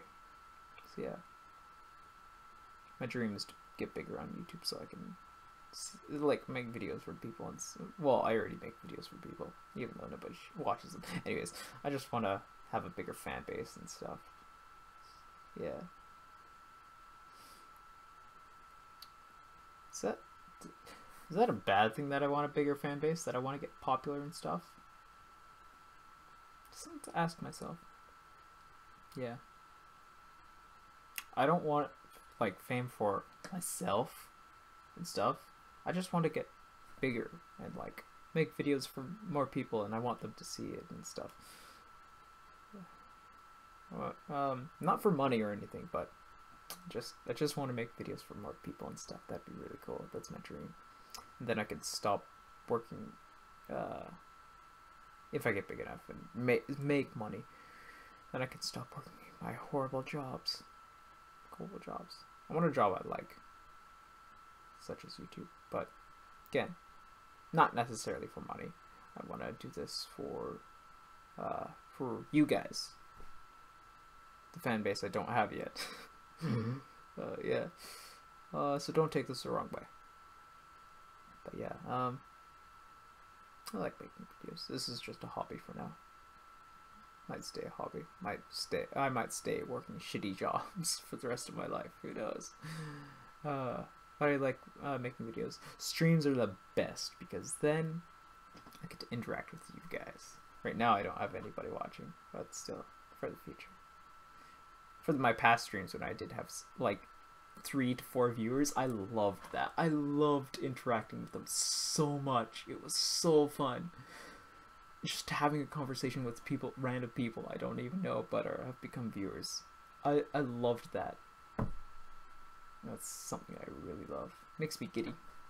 I was super happy and giddy when I realized that, like last night when I streamed FTL, even though only 2 people watched, my friend Adam and my new buddy Rob, my DM for the D&D campaign. Adam got me into had me join in with him on Sundays, so that's really fun. Yeah, I play a character, Rhea. She's an arcane trickster. She's also a major alcoholic. I'm not an alcoholic, but she is. Oh boy. But yeah. Anyways, yeah, maybe hit that bell notification, like, comment, subscribe. That stuff I don't like to ask, but because I feel like that's pushing it on you and stuff. You don't have to. You don't have to if you don't want to, but do that. So if you found me entertaining and you want to watch my videos and come back and like get notifications whenever I go live or upload a video and stuff. Shut up, stomach! I'm trying to do my outro. Yeah. So goodbye. What was it? It's like I always do this. Goodbye, my friends. No, that's outro. Anyways, I shall see you all in the next story / stream. Don't know what I'll probably stream tomorrow night and maybe during the day. Try during the day because then I'll get viewers, possibly, hopefully, but I don't know what I'll stream. Maybe FTL, something that I gotta find out what comp can record well without it being super laggy and not working and all that. So yeah, congratulations to anybody who sits through this entire video and watches it all, or just even how my roommate watches videos, watches a bit, then skips a chunk or a bit, then watches a bit, then skips, and he just does that. I don't mind if you do that, as long as you guys like watch it, get the gist of the video and stuff. Kind of find it entertaining. I'll put in the comments when each game starts and stuff, and when the gameplay actually starts, because I know that it took like an hour for it to actually start recording, and it was like, or start to play, and it was like, fuck me. Anyways, yeah, I keep rambling. Gotta finish this. Anyways, so I shall see you all in the next story. Goodbye, my friends. Yeah, thanks for sitting, watching, and liking, commenting, and subscribing. Tell me how your day was. I always love, or night. I always love to hear and know about your days and stuff like that. I'll reply, cause yeah, I always reply. Even if it's a comment that like, your mom or your video sucks or something like that, I'll be like, cool. I don't care about your opinion if it's bad. If it's good opinion, I do care. But if it's something like a something stupid, then I'll be like, I don't care. That's funny. You're wasting your time to comment about something that isn't relevant to me. So yeah. Yeah. Interwebs hate don't work on me. You can't hate on me. You hate me, then don't watch me. You like me, watch me. Yeah, that doesn't sound